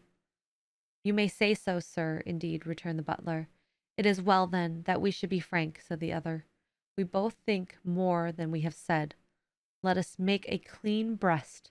This masked figure that you saw, did you recognize it? Well, sir, it went so quick, and the creature was so doubled up that I could hardly swear to that, was the answer. And if you mean, was it Mr. Hyde? Why, yes, I think it was. You see, it was much of the same bigness, and it had the same quick light away about it. And then, who else could have got in by the laboratory door? You have not forgot, sir, that at the time of the murder he still had the key with him? But that's not all. I don't know, Mr. Utterson, if you ever met this Mr. Hyde? Yes, said the lawyer. I once spoke with him. Then you must know as well as the rest of us that there was something queer about that gentleman, something that gave a man a turn. I don't know how to say it, sir, beyond this, that you felt it in your marrow, kind of cold and thin. I own I felt something of what you describe, said Mr. Utterson. Quite so, sir, replied Poole. Well, when that masked thing, like a monkey, jumped from among the chemicals and whipped into the cabinet, it went down my spine like ice. Oh, I know it's not evidence, Mr. Utterson. I'm book-learned enough for that. But a man has his feelings, and I give you my Bible word it was Mr. Hyde. Aye, aye, said the lawyer. My fears incline to the same point. Evil, I fear, founded. Evil was sure to come of that connection. I believe you. I believe poor Harry is killed, and I believe his murderer, for what purpose God alone can tell, is still lurking in his victim's room. Well, let our name be Vengeance. Call Bradshaw. The footman came at the summons, very white and nervous. Pull yourself together, Bradshaw, said the lawyer. This suspense, I know, is telling upon all of you, but it is now our intention to make an end to it. Poole, here, and I are going to force our way into the cabinet. If all is well, my shoulders are broad enough to bear the blame.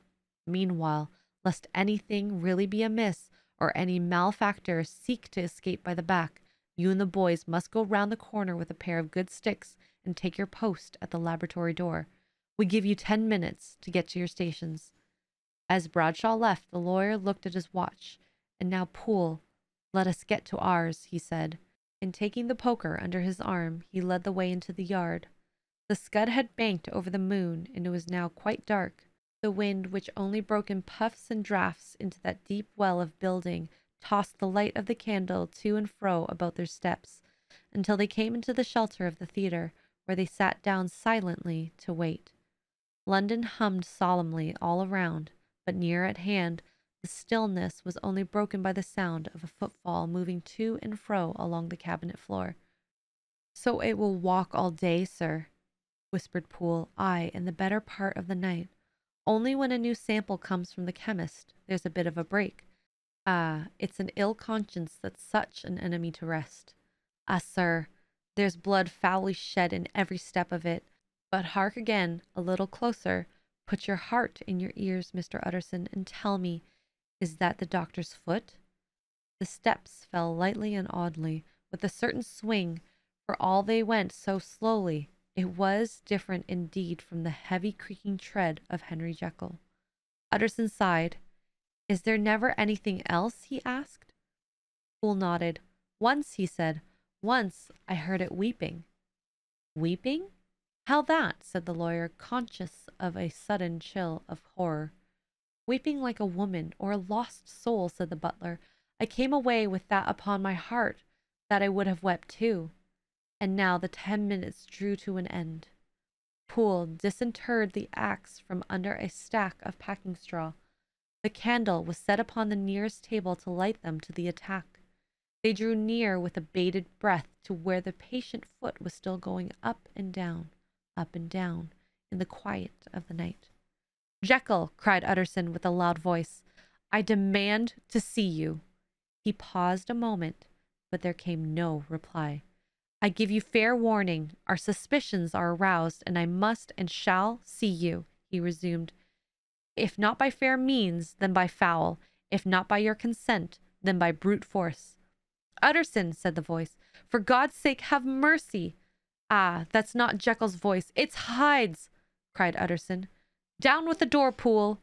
Poole swung the axe over his shoulder, and the blow shook the building, and the red baize door leapt against the locks and hinges. A dismal screech, as of mere animal terror, rang from the cabinet. Up went the axe again, and again the panels crashed and the flame bounded. 4 times the blow fell, but the wood was tough, and the fitting were of excellent workmanship.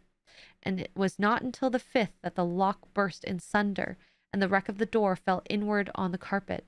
The besiegers, appalled by their own riot and stillness that had succeeded, stood back a little and peered in. There lay the cabinet before their eyes in the quiet lamplight, a good fire glowing and chattering on the hearth, the kettle singing its thin strain, a drawer or two open, papers neatly set forth on the business table, and near the fire the things laid out for tea. The quietest room, you would have said, and, but for the glazed presses full of chemicals, the most commonplace that night in London. Right in the midst there lay the body of a man, sorely contorted and still twitching. They drew near on tiptoe, turned it on its back, and beheld the face of Edward Hyde.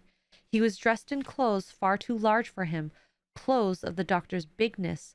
The cords of his face still moved with the semblance of life, but life was quite gone, and by the crushed phial in the hand, and the strong smell of kernels that hung upon the air, Utterson knew that he was looking on the body of a self-destroyer. "We have come too late," he said sternly. "Whether to save or punish, Hyde is gone to his account, and it only remains for us to find the body of your master." The far greater proportion of the building was occupied by the theatre, which filled almost the whole ground story and was lighted from above, and by the cabinet, which formed an upper story at one end and looked upon the court. The corridor joined the theatre to the door on the by-street, and with this the cabinet communicated separately by the second flight of stairs. There were besides a few dark closets and a spacious cellar. All these they now thoroughly examined. Each closet needed but a glance, for all were empty, and all, by the dust that fell from the floors, had stood long unopened. The cellar, indeed, was filled with crazy lumber, mostly dating from the times of the surgeon, who was Jekyll's predecessor. But even as they opened the door, they were advertised of the most uselessness of further search, by the fall of a perfect mat of cobweb which had for years sealed up the entrance. Nowhere was there any trace of Henry Jekyll, dead or alive. Poole stamped on the flags of the corridor. "He must be buried here," he said, hearkening to the sound. "Or he may have fled," said Mr. Utterson, and he turned to examine the door in the by-street. It was locked, and lying near by on the flags, they found the key almost stained with rust. "This does not look like use," observed the lawyer. "Use?" echoed Poole. "Do you not see, sir? It is broken, much as if a man had stamped on it." "Aye," continued Utterson, "and the fractures, too, are rusty." The two men looked at each other with a scare. "This is beyond me, Poole," said the lawyer. "Let us go back to the cabinet." They mounted the stair in silence, and still with an occasional awestruck glance at the dead body, proceeded more thoroughly to examine the contents of the cabinet. At one table there were traces of chemical work, various measured heaps of some white salt being laid on glass saucers, as though for an experiment in which the unhappy man had been prevented. "This is the same drug that I was always bringing him," said Poole, and even as he spoke, the kettle, with a startling noise, boiled over. This brought them to the fireside, where the easy chair was drawn cosily up, and the tea things stood ready to the sitter's elbow, the very sugar in the cup. There were several books on the shelf. One lay beside the tea things open, and Utterson was amazed to find it a copy of the pious work, for which Jekyll had several times expressed a great esteem, annotated in his own hand, with startling blasphemies. Next, in the course of their review of the chamber, the searchers came to the cheval glass, into whose depth they looked with an involuntary horror. But it was so turned as to show them nothing but the rosy glow playing on the roof, the fire sparkling in 100 repetitions along the glazed front of the presses, and their own pale and fearful countenances stooping to look in. "This glass have seen some strange things, sir," whispered Poole. "And surely none stranger than itself," echoed the lawyer in the same tones. For what did Jekyll? He caught himself up at the word with a start, and then conquering the weakness, "What could Jekyll want with it?" he said. "You may say that," said Poole. Next they turned to the business table. On the desk, among the neat array of papers, a large envelope was uppermost, and bore in the doctor's hand the name Mr. Utterson. The lawyer unsealed it, and several enclosures fell to the floor. The first was a will, drawn in the same eccentric terms as the one which he had returned 6 months ago, to serve as a testament in case of death and as a deed of gift in the case of disappearance. But in place of the name of Edward Hyde, the lawyer, with indescribable amazement, read the name Gabriel John Utterson. He looked at Poole and then back at the paper, and last of all at the dead malefactor stretched upon the carpet. "My head goes round," he said. "He has been all these days in possession. He had no cause to like me. He must have raged to see himself displaced, and he has not destroyed this document." He caught up the next paper. It was a brief note in the doctor's hand and dated at the top. "Oh, Poole," the lawyer cried, "he was alive and here this day. He cannot have been disposed of in so short a space. He must be still alive. He must have fled. And then, why fled? And how? And in that case, can we venture to declare this suicide? Oh, we must be careful. I foresee that we may yet involve your master in some dire catastrophe." "Why don't you read it, sir?" asked Poole. "Because I fear," replied the lawyer solemnly. "God grant I have no cause for it." And with that he brought the paper to his eyes and read as follows: "My dear Utterson, when this shall fall into your hands, I shall have disappeared. Under what circumstances I have not the penetration to foresee. But my instinct and all the circumstances of my nameless situation tell me that the end is sure and must be early. Go then, and first read the narrative which Lanyon warned me he was to place in your hands, and if you care to hear more, turn to the confession of your worthy and unhappy friend, Henry Jekyll." "There was a third enclosure?" asked Utterson. "Here, sir," said Poole, and gave into his hands a considerable packet sealed in several places. The lawyer put it in his pocket. "I would say nothing of this paper. If your master has fled or is dead, we may at least save his credit. It is now 10. I must go home and read these documents in quiet. But I shall be back before midnight, when we shall send for the police." They went out, locking the door of the theatre behind them, and Utterson, once more leaving the servant gathered about the fire in the hall, trudged back to his office to read the two narratives in which this mystery was now to be explained. Dr. Lanyon's narrative. On the 9th of January, now 4 days ago, I received by the evening delivery a registered envelope addressed in the hand of my colleague and old school companion, Henry Jekyll. I was a good deal surprised by this, for we were by no means in the habit of correspondence. I had seen the man, dined with him, indeed, the night before, and I could imagine nothing in our intercourse that should justify the formality of registration. The contents increased my wonder, for this is how the letter ran. 10th December, 18. Dear Lanyon, you are one of my oldest friends, and although we may have differed at times on scientific questions, I cannot remember, at least on my side, any break in our affection. There was never a day when, if you had said to me, "Jekyll, my life, my honor, my reason depend upon you," I would not have sacrificed my fortune or my left hand to help you. Lanyon, my life, my honor, my reason are all at your mercy. If you fail me tonight, I am lost. You might suppose after this preface that I'm going to ask you something dishonorable to grant. Judge for yourself. I want you to postpone all other engagements for tonight. Even if you were summoned to the bedside of an emperor, to take a cab unless your carriage should be actually at the door, and with this letter in your hand for consultation, to drive straight to my house. Poole, my butler, has his orders. You will find him waiting your arrival with a locksmith. The door of my cabinet is then to be forced, and you are to go in alone.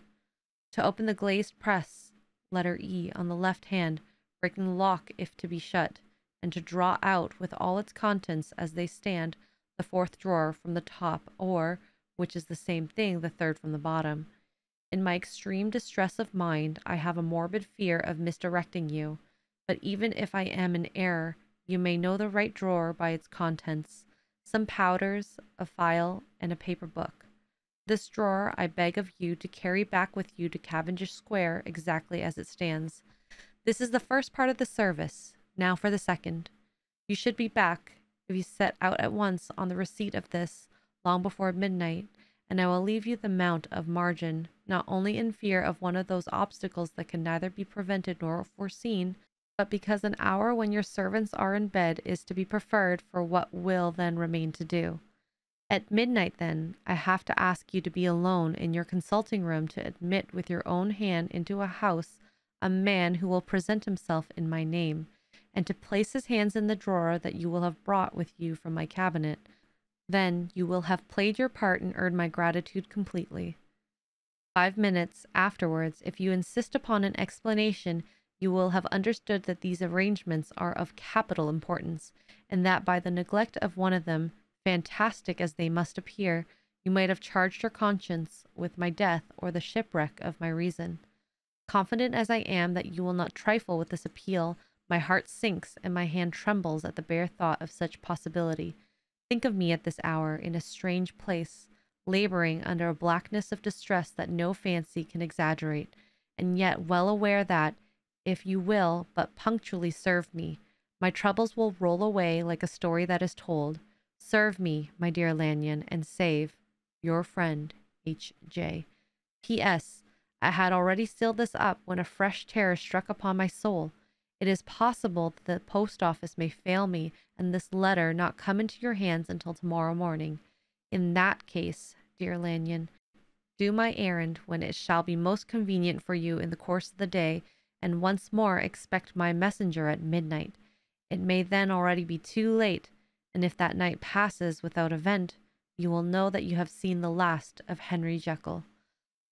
Upon the reading of this letter, I made sure my colleague was insane, but till that was proved beyond the possibility of doubt, I felt bound to do as he requested.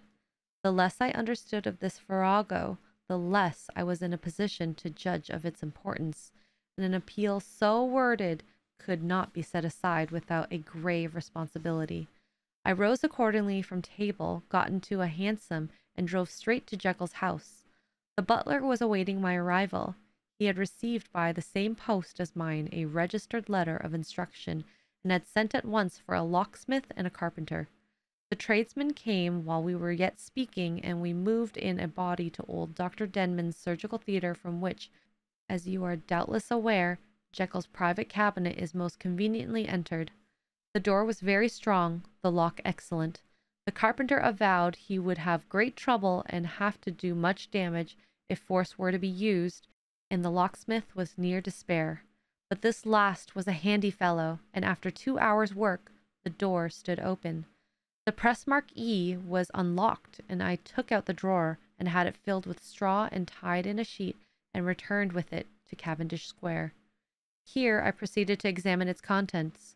The powders were neatly enough made up, and not with the nicety of the dispensing chemist, so that it was plain they were of Jekyll's private manufacture, and when I opened one of the wrappers, I found what seemed to me a simple crystalline salt of white color. The phial to which I next turned my attention might have been about half full of blood-red liquor, which was highly pungent in the sense of smell, and seemed to me to contain phosphorus and some volatile ether. At the other ingredients I could make no guess. The book was an ordinary version book, and contained little but a series of dates. These covered a period of many years, and I observed that the entries ceased nearly a year ago, and quite abruptly. Here and there a brief remark was appended to a date, usually no more than a single word, double occurring perhaps 6 times in a total of several hundred entries, and once very early in the list, followed by several marks of exclamation. Total failure! All this, though it whetted my curiosity, told me little that was definite. Here were a phial of some tincture, a paper of some salt, and the record of a series of experiments that had led, like too many of Jekyll's investigations, to no end of practical usefulness. How could the presence of these articles in my house affect either the honor, the sanity, or the life of my flighty colleague? If his messenger could go to one place, why could he not go to another? And even granting some impediment, why was this gentleman to be received by me in secret?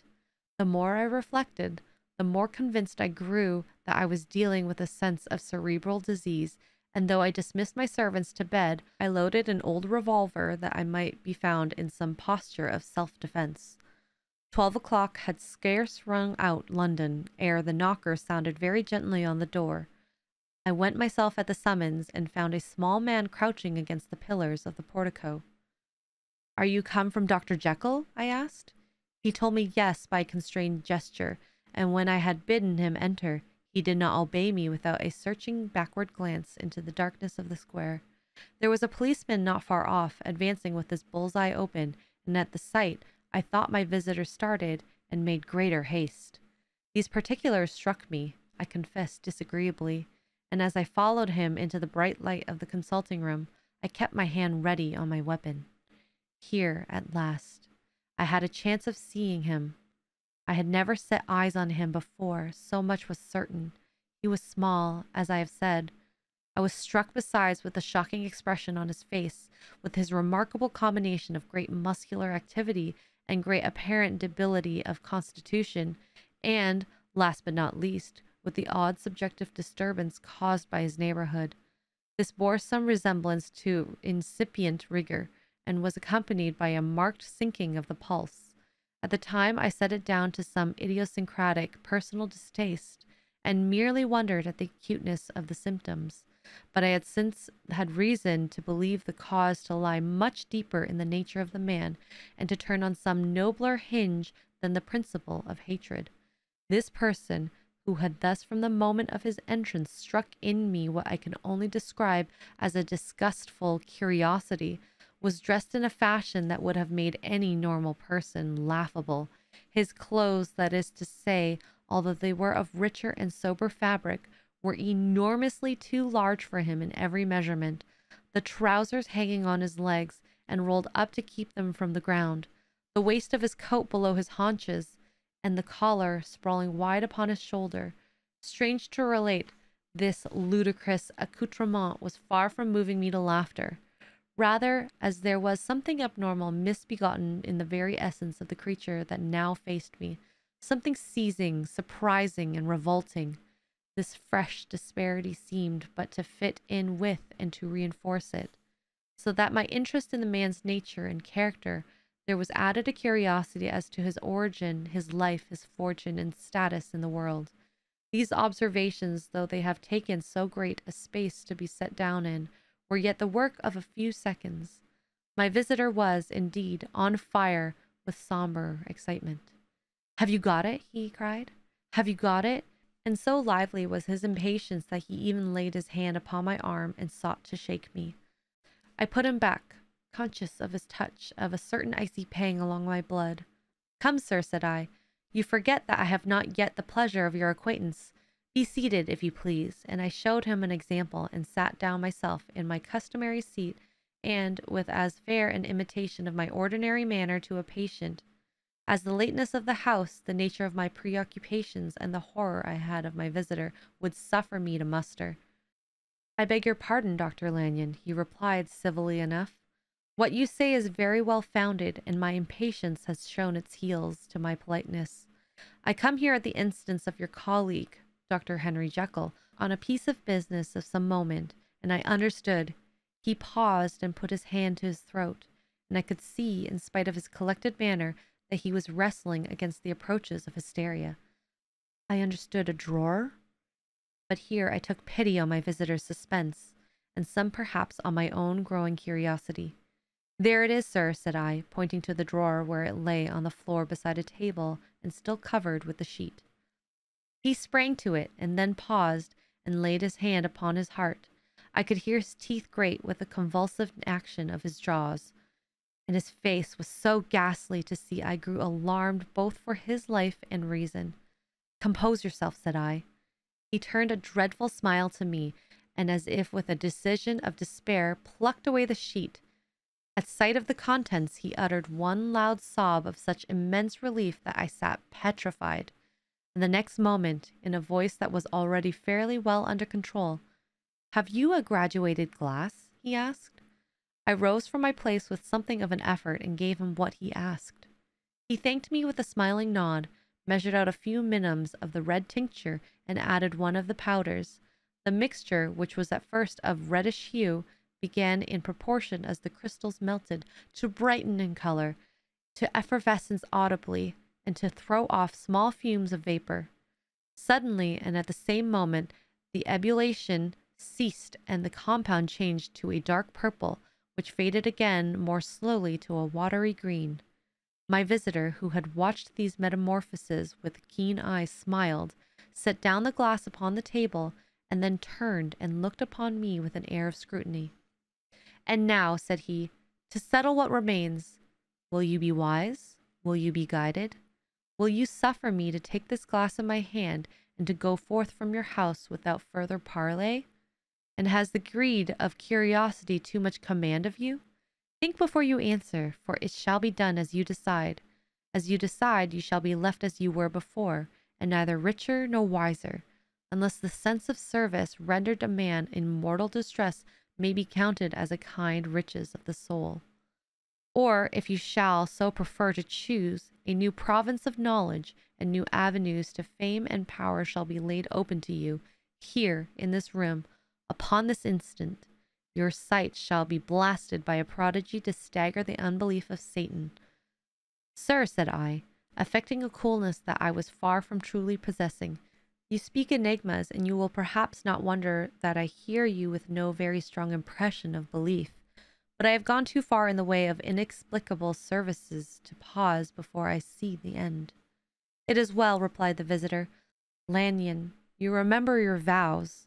What follows is under the seal of our profession. And now you, who have so long been bound to the most narrow and material views, you who have denied the virtue of transcendental medicine, you who have derided your superiors, behold!" He put the glass to his lips and drank at one gulp. A cry followed. He reeled, staggered, clutched at the table, and held on, staring with injected eyes, gasping with open mouth. And as I looked, there came, I thought, a change. He seemed to swell. His face became suddenly black, and the features seemed to melt and alter. and the next moment I had sprung to my feet and leaped back against the wall. My arm raised to shield me from that prodigy, my mind submerged in terror. "Oh God!" I screamed, and "Oh God!" again and again, for there before my eyes, pale and shaken and half fainting, and groping before him with his hands, like a man restored from death, there stood Henry Jekyll. When he told me in the next hour, I cannot bring my mind to set on paper. I saw what I saw, I heard what I heard, and my soul sickened at it. And yet now, when that sight has faded from my eyes, I ask myself if I believe it, and I cannot answer. My life is shaken to its roots. Sleep has left me. The deadliest terrors sit by me at all hours of the day and night. I feel like my days are numbered, and that I must die, and yet I shall die incredulous. As for the moral turpitude that man unveiled to me, even with tears of penitence, I cannot, even in memory, dwell on it without a start of horror. I will say but one thing, Utterson, and that, if you can bring your mind to credit it, will be more than enough. The creature who crept into my house that night was, on Jekyll's own confession, known by the name of Hyde, and hunted for in every corner of the land as the murderer of Carew. Hasty Lanyon. Henry Jekyll's full statement of the case. I was born in the year 18, to a large fortune, endowed besides with excellent parts, inclined by nature to industry, fond of the respect of the wise and good among my fellow men, and thus, as might have been supposed, with every guarantee of an honorable and distinguished future. And indeed the worst of my faults was a certain impatient gaiety of disposition, such as has made the happiness of many, but such as I found it hard to reconcile with my imperious desire to carry my head high and wear a more than commonly grave countenance before the public. Hence it came about that I concealed my pleasures, and that when I reached years of reflection, and began to look round me, and take stock of my progress and position in the world, I stood already committed to a profound duplicity of life. Many a man would have blazoned such irregularities as I was guilty of, but from the high views that I had set before me, I regarded and hid them with an almost morbid sense of shame.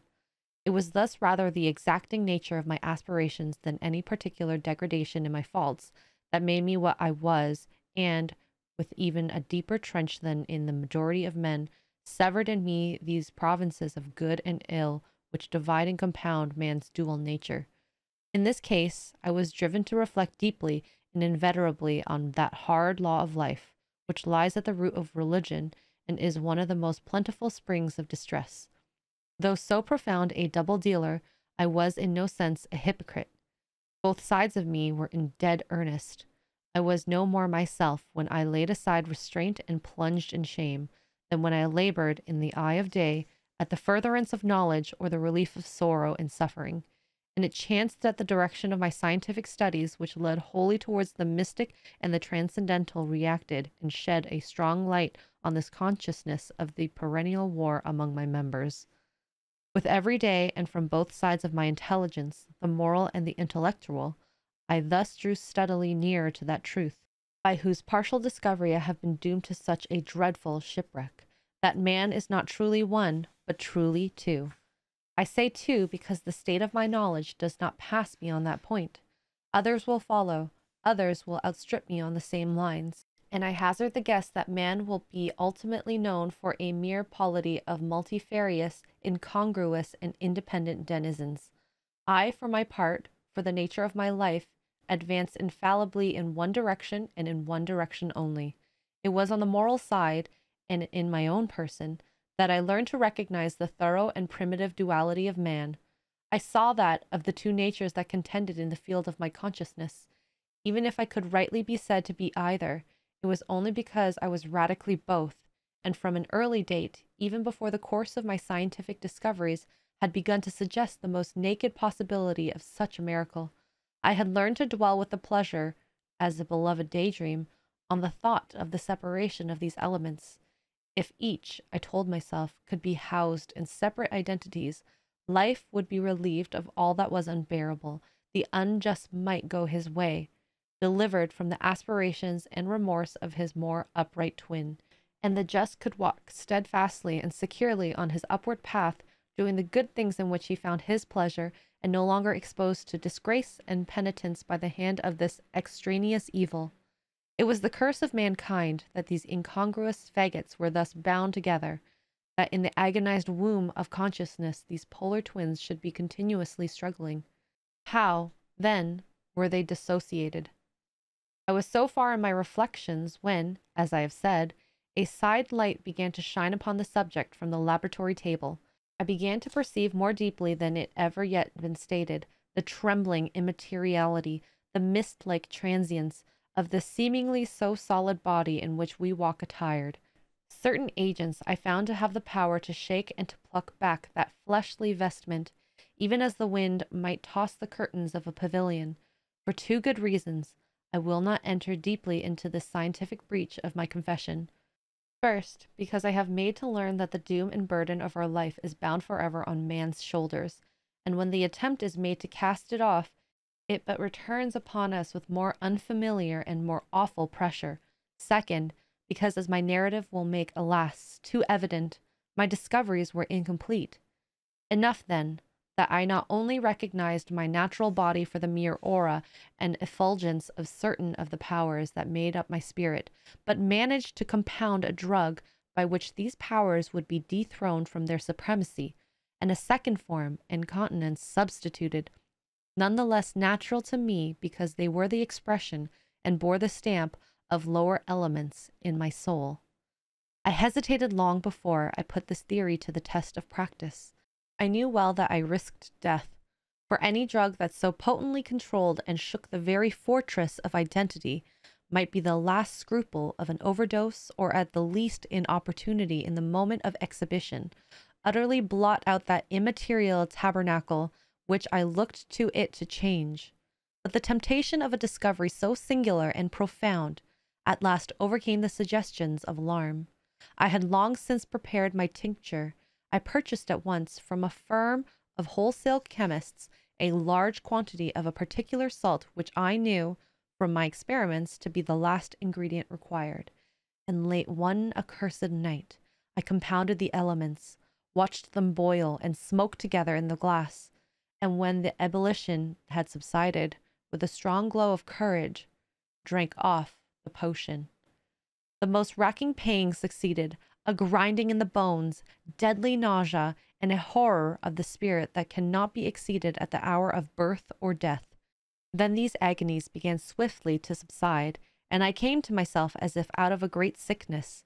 There was something strange in my sensations, something indescribably new, and, from its very novelty and incredibly sweet, I felt younger, lighter, happier in body.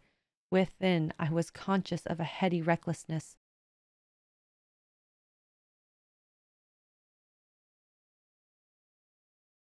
A current of disordered sensual images running like a mill race in my fancy, a solution of the bonds of obligation, an unknown but not an innocent freedom of the soul.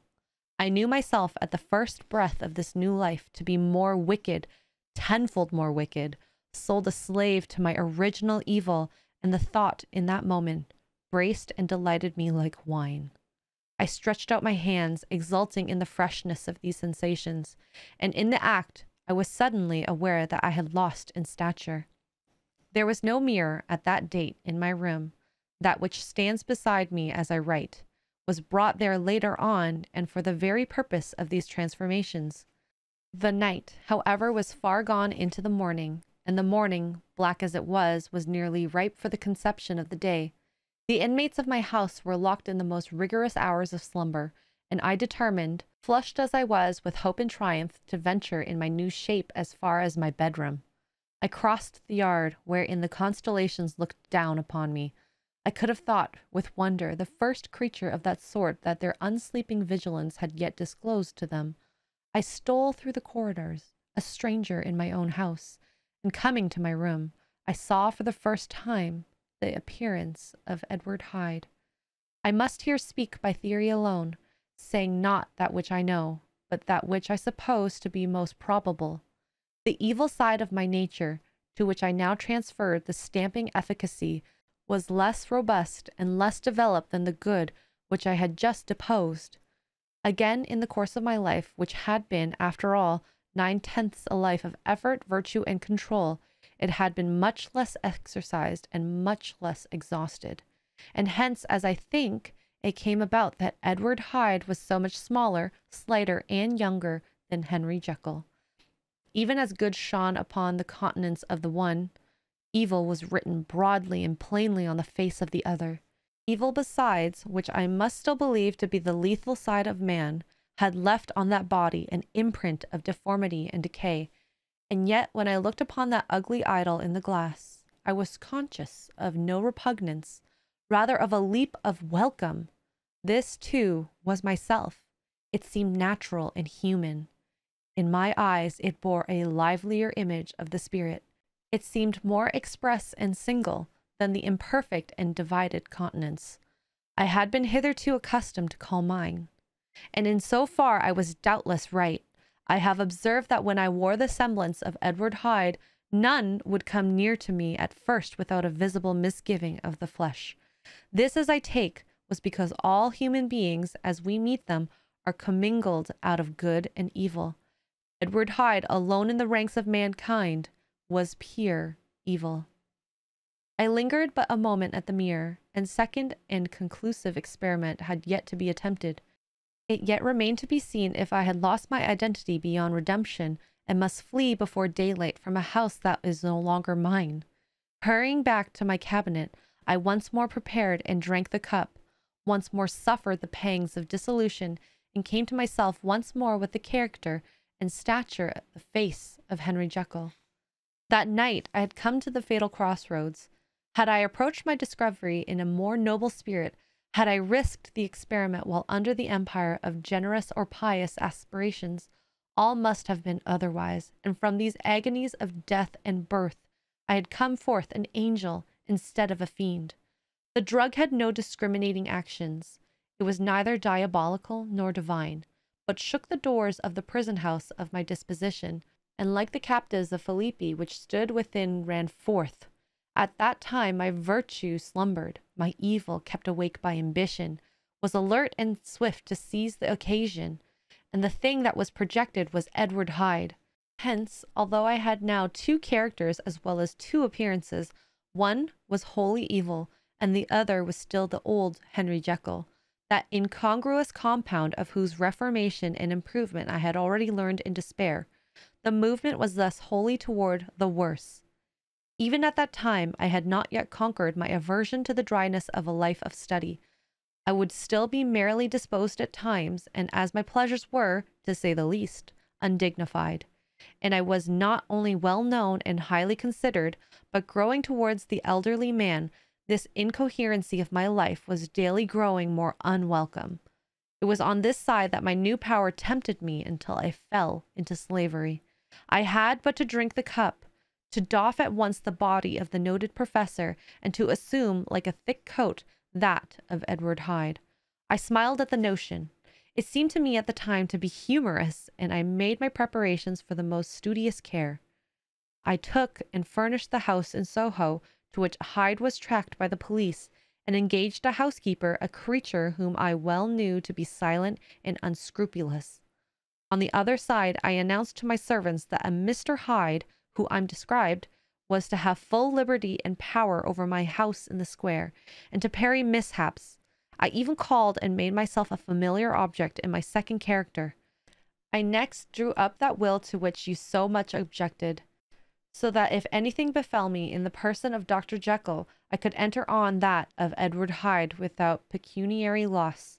And thus fortified, as I supposed, on every side, I began to profit by the strange immunities of my position.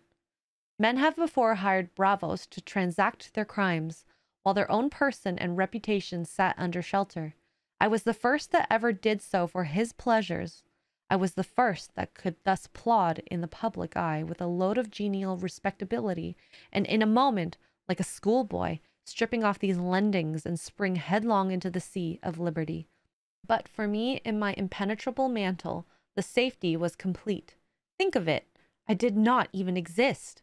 Let me but escape into my laboratory door, give me but a second or two to mix and swallow the draught that had always standing ready, and whatever he had done, Edward Hyde would pass away like the stain of breath upon a mirror, and there in his stead, quietly at home, trimming the midnight lamp in his study, a man who could afford to laugh at suspicion, would be Henry Jekyll. The pleasures which I had made haste to seek in my disguise were, as I have said, undignified. I would scarce use a harder term, but in the hands of Edward Hyde they soon began to turn towards the monstrous. When I would come back from these excursions, I was often plunged into a kind of wonder of my vicarious depravity. This familiar that I called out of my own soul and sent forth alone to do his good pleasure was being inherently malign and villainous. His every act and thought centered on self, drinking pleasure with bestial avidity from any degree of torture to another, relentless like a man of stone. Henry Jekyll stood at times aghast before the acts of Edward Hyde, but the situation was apart from ordinary laws, and insidiously relaxed the grasp of conscience.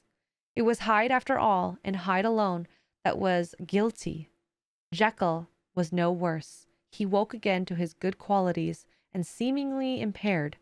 He would even make haste, where it was possible to undo the evil by Hyde, and thus his conscience slumbered.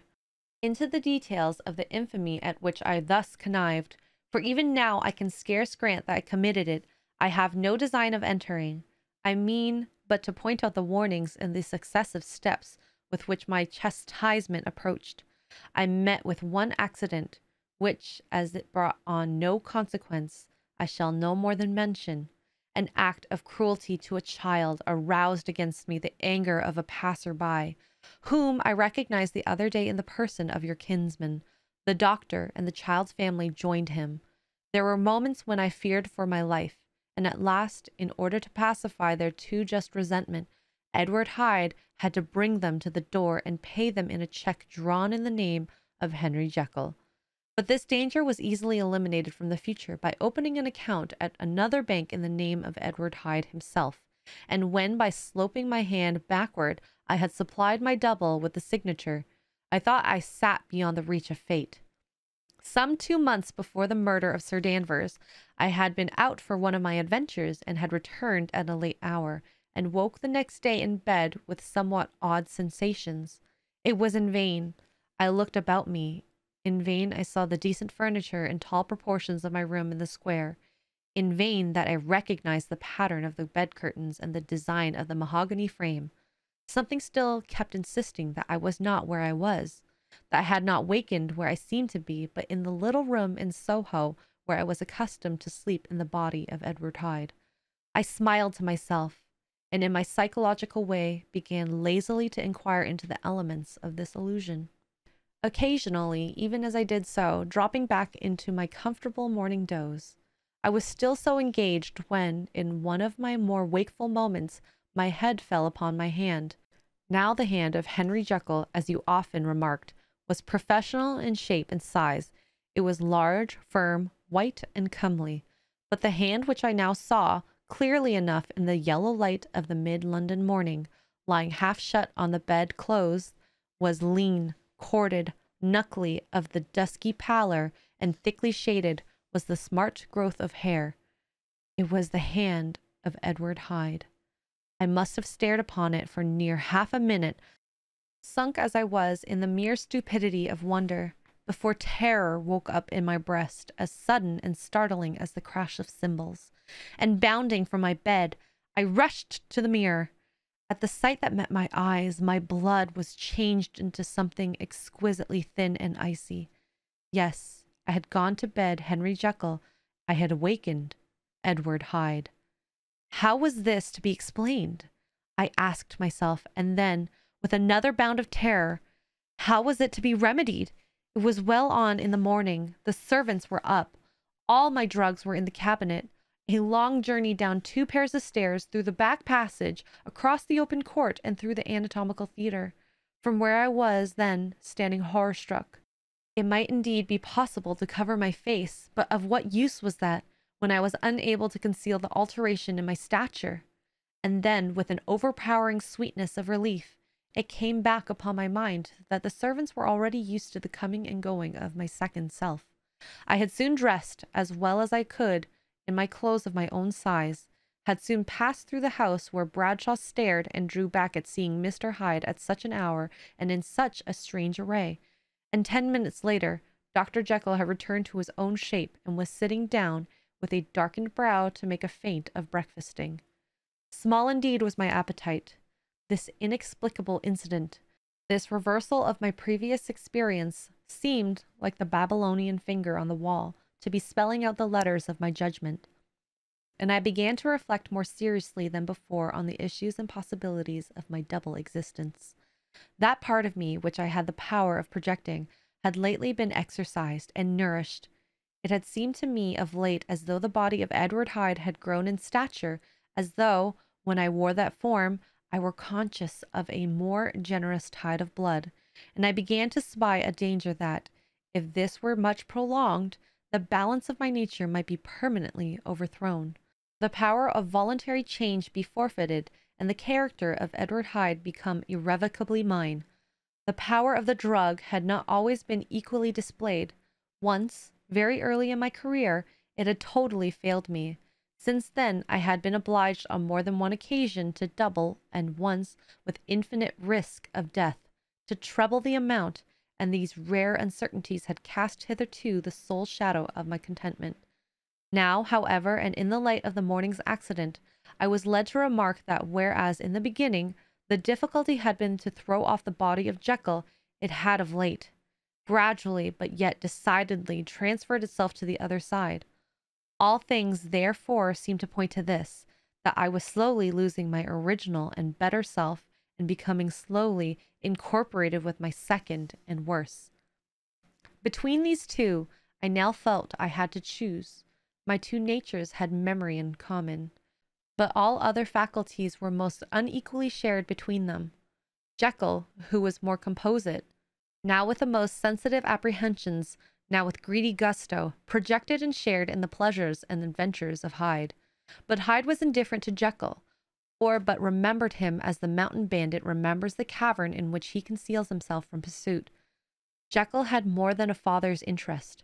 Hyde had more than a son's indifference. To cast in my lot with Jekyll was to die to those appetites which I had long secretly indulged and had of late began to pamper. To cast it in with Hyde was to die to 1,000 interests and aspirations, and to become, at a blow and forever, despised and friendless. The bargain might appear unequal, but there was still another consideration in the scales. For while Jekyll would suffer smartingly in the fires of abstinence, Hyde would be not even conscious of all that he had lost. Strange as my circumstances were, the terms of this debate are as old and commonplace as man. Much the same inducements and alarms cast the die for any tempted and trembling sinner, and it fell out with me, as it falls with so vast a majority of my fellows, that I chose the better part, and was found wanting in the strength to keep to it. Yes, I preferred the elderly and discontented doctor, surrounded by friends and cherishing honest hopes, and bade a resolute farewell to the liberty and comparative youth, the light step, leaping pulses, and secret pleasures that I had enjoyed in the disguise of Hyde. I made this choice perhaps with some unconscious reservations, for I neither gave up the house in Soho, nor destroyed the clothes of Edward Hyde, which still lay ready in my cabinet. For 2 months, however, I was true to my determination. For 2 months I led a life of such severity as I had never before attained to, and enjoyed the compensations of an approving conscience. But time began to last to obliterate the freshness of my alarm. The praises of consciousness began to grow into the thing of course. I began to be tortured with throes and longings, as of Hyde struggling after freedom, and at last, in an hour of moral weakness, I once again compounded and swallowed the transforming draught. I do not suppose that, when a drunkard reasons with himself upon his vice, he is once out of 500 times affected by the dangers that he runs through his brutish physical insensibility. Neither had I, long as I had considered my position, made enough allowance for the complete moral insensibility and insensate readiness to evil, which were the leading characters of Edward Hyde. Yet it was by these that I was punished. My devil had been long caged. He came out roaring. I was conscious, even when I took the draught, of a more unbridled and more furious propensity to ill.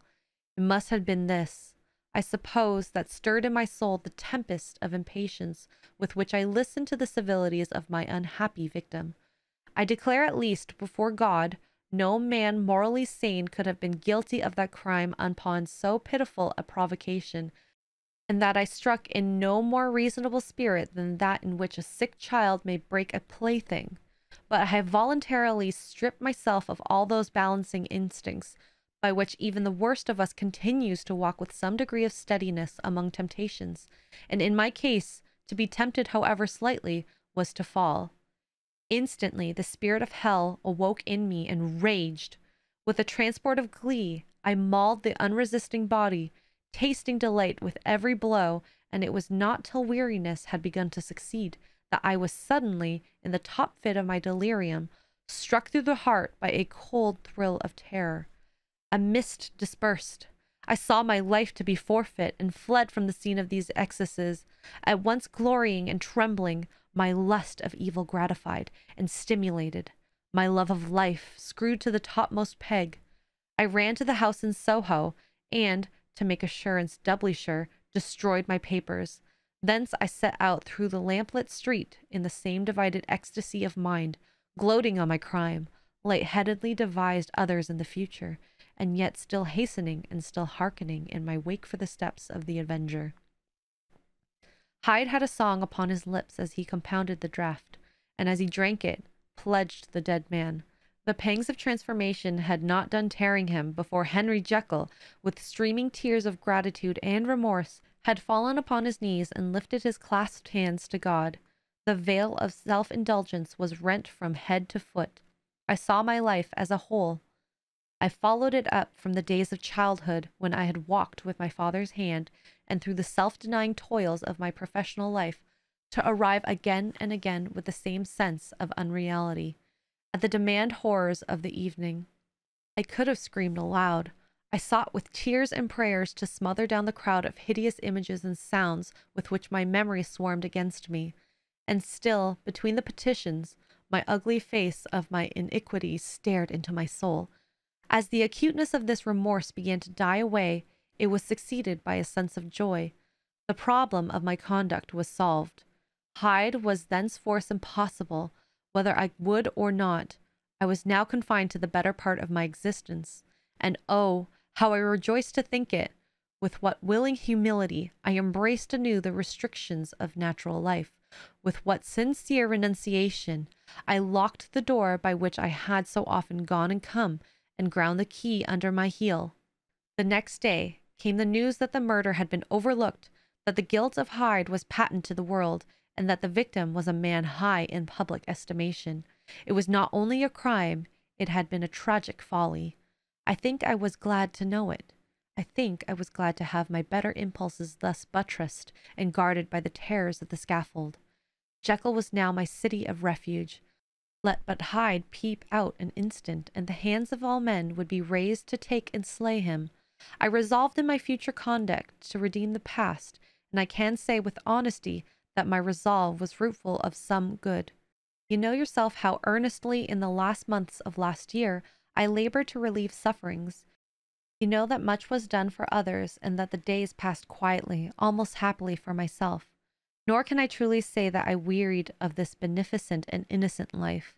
I think instead that I daily enjoyed it more completely, but that I was still cursed with my duality of purpose, and as the first edge of my penitence wore off, the lower side of me, so long indulged, so recently chained down, began to growl for license.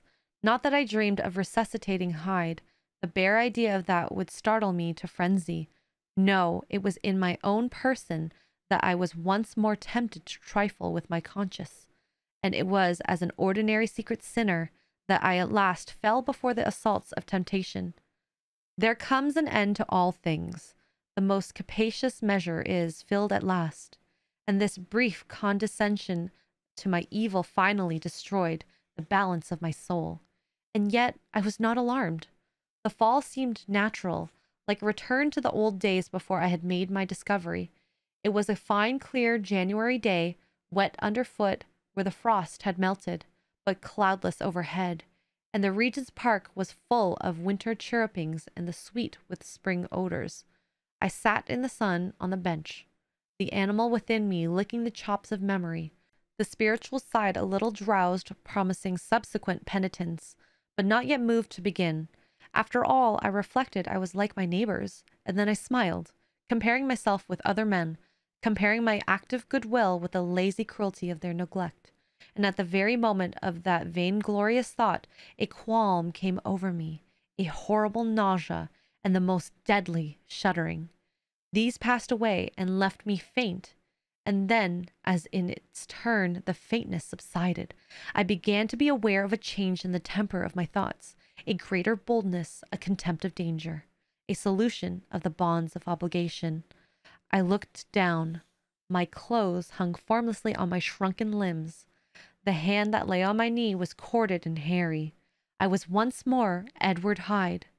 A moment before I had been safe of all men's respect, wealthy, beloved, the cloth laying for me in the dining room at home, and now I was in the common quarry of mankind, hunted, houseless, a known murderer, thrall to the gallows.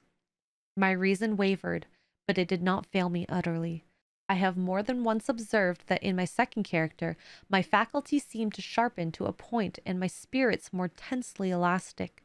Thus it came about that, where Jekyll perhaps might have succumbed, Hyde rose to the importance of the moment. My drugs were in one of the presses of my cabinet. How was I to reach them? That was the problem, that crushing my temples in my hands, I set myself to solve. The laboratory door I had closed. If I sought to enter by the house, my own servants would consign me to the gallows. I saw I must employ another hand, and thought of Lanyon. How was he to be reached? How persuaded? Supposing that I escaped capture in the streets, how was I to make my way into his presence? And how should I, an unknown and displeasing visitor, prevail on the famous physician to rifle the study of his colleague Dr. Jekyll? Then I remembered that my original character, one part remained to me. I could write in my own hand. And once I had conceived that kindling spark, the way I must follow became lighted up from end to end. Thereupon, I arranged my clothes as best as I could, and summoning a passing hansom, drove to a hotel in Portland Street, the name of which I chanced to remember. At my appearance, which was indeed comical enough, however tragic a fate these garments covered, the driver could not conceal his mirth. I gnashed my teeth upon him with a gust of devilish fury, and the smile withered from his face. Happily for him, yet more happily for myself, for in another instant I had certainly dragged him from his perch.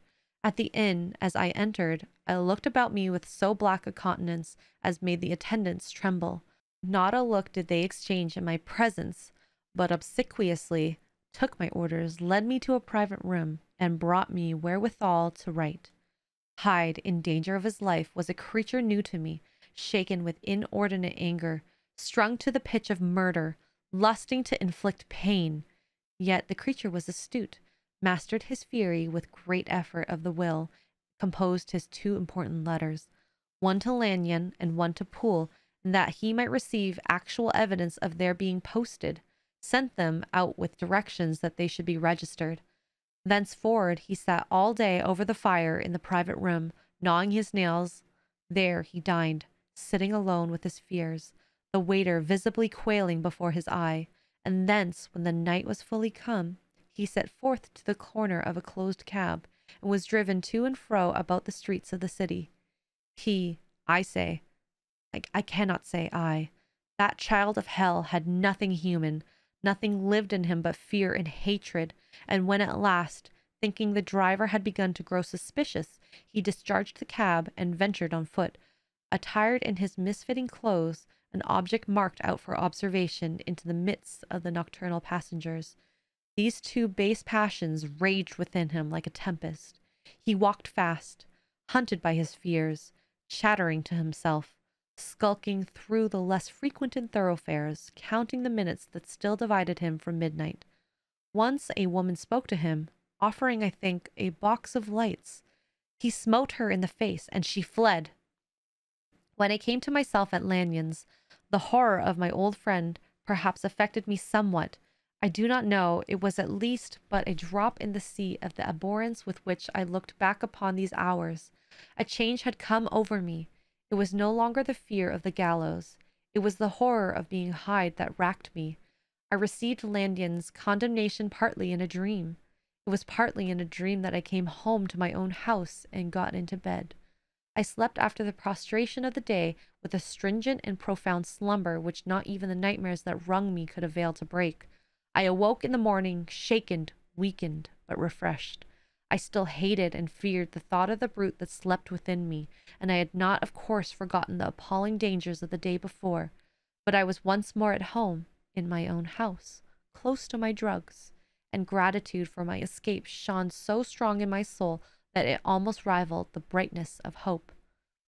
I was stepping leisurely across the court after breakfast, drinking the chill of the air with pleasure, when I was seized again with those indescribable sensations that heralded the change, and I had but the time to gain the shelter of my cabinet, before I was once again raging and freezing with the passions of Hyde.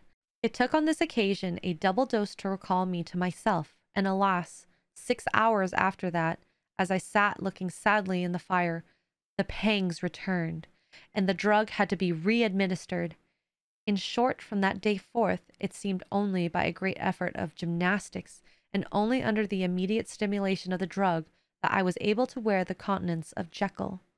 At all hours of the day and night, I would be taken with the premonitory shudder. Above all, if I slept or even dozed for a moment in my chair, it was always as Hyde that I awakened.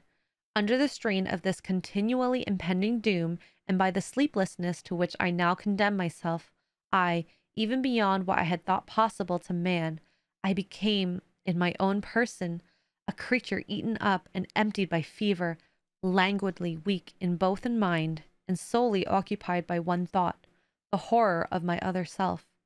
But when I slept, or when the virtue of the medicine wore off, I would leap almost without transition, for the pangs of transformation grew daily less marked, into the possession of a fancy brimming with images of terror, a soul boiling with causeless hatreds, and a body that seemed not strong enough to contain the raging energies of life. The powers of Hyde seemed to have grown with the sickliness of Jekyll, and certainly the hate that now divided them was equal on each side. With Jekyll, it was a thing of vital instinct. He had now seen the full deformity of that creature that shared with him some of the phenomena of consciousness, and was co-heir with him to death. And beyond these links of community, which in themselves made the most poignant part of his distress, he thought of Hyde, for all his energy of life, as of something not only hellish, but inorganic. This was the shocking thing, that the slime of the pit seemed to utter cries and voices, that the amorphous dust gesticulated and sinned, that what was dead and had no shape would usurp the offices of life. And this again, that insurgent horror was knit to him closer than a wife, closer than an eye lay caged in his flesh, where he heard it mutter and felt it struggle to be born, and at every hour of weakness, and in the confidence of slumber, prevailed against him, and deposed him out of life. The hatred of Hyde for Jekyll was of a different order. His terror of the gallows drove him continually to commit temporary suicide and return to his subordinate station of a part instead of a person. But he loathed the necessity, he loathed the despondency with which Jekyll was now fallen, and he resented the dislike with which he himself regarded. Hence the ape-like tricks that he would play me, scrawling in my own hand blasphemies on the page of my books, burning the letters and destroying the portrait of my father. And indeed, had it not been for his fear of death, he would long ago have ruined himself in order to involve me in the ruin. But his love of life is wonderful. I go further. I, who sicken and freeze at the mere thought of him, when I recall the abjection and the passion of this attachment, and when I know how he fears my power to cut him off by suicide, I find it in my heart to pity him. It is useless, and the time awfully fails me to prolong this description. No one has ever suffered such torments, let that suffice, and yet even to these habit brought, no, not alleviation, but a certain callousness of soul, a certain acquiescence of despair, and my punishment might have gone on for years. But for the last calamity which has now fallen, and which has finally severed me from my own face and nature, my provision of the salt, which had never been renewed since the date of the first experiment, began to run low. I sent out for a fresh supply and mixed the draught, and ebullition followed, and the first change of color, not the second. I drank it, and it was without efficiency. You will learn from Poole how I have had London ransacked. It was in vain, and I am now persuaded that my first supply was impure, and that it was that unknown impurity which lent efficiency to the draught. After a week had passed, and I am now finishing the statement under the influence of the last of the old powders, this, then, is the last time, short of a miracle, that Henry Jekyll can think his own thoughts or see his own face, now how sadly altered in the glass. Nor must I delay too long to bring my writing to an end. For if my narrative was hitherto escaped destruction, it has been by a combination of great prudence and great good luck. Should the throes of change take me in the act of writing it, Hyde will tear it into pieces. But if some time shall have elapsed after I have laid it by, his wonderful selfishness and circumscription to the moment will probably save it once again from the action of his ape-like spite. And indeed the doom that is closing on us both has already changed and crushed him. Half an hour from now, when I shall again and forever re-endue that hated personality, I know how I shall sit shuddering and weeping in my chair, or continue with the most strained and fear-struck ecstasy of listening, to pace up and down this room, my last earthly refuge, and to give ear to every sound of menace. Will Hyde die upon the scaffold, or will he find the courage to release himself at the last moment? God knows. I am careless. This is my true hour of death, and what is to follow concerns another than myself. Here, then, as I lay down the pen and proceed to seal up my confession, I bring the life of that unhappy Henry Jekyll to an end.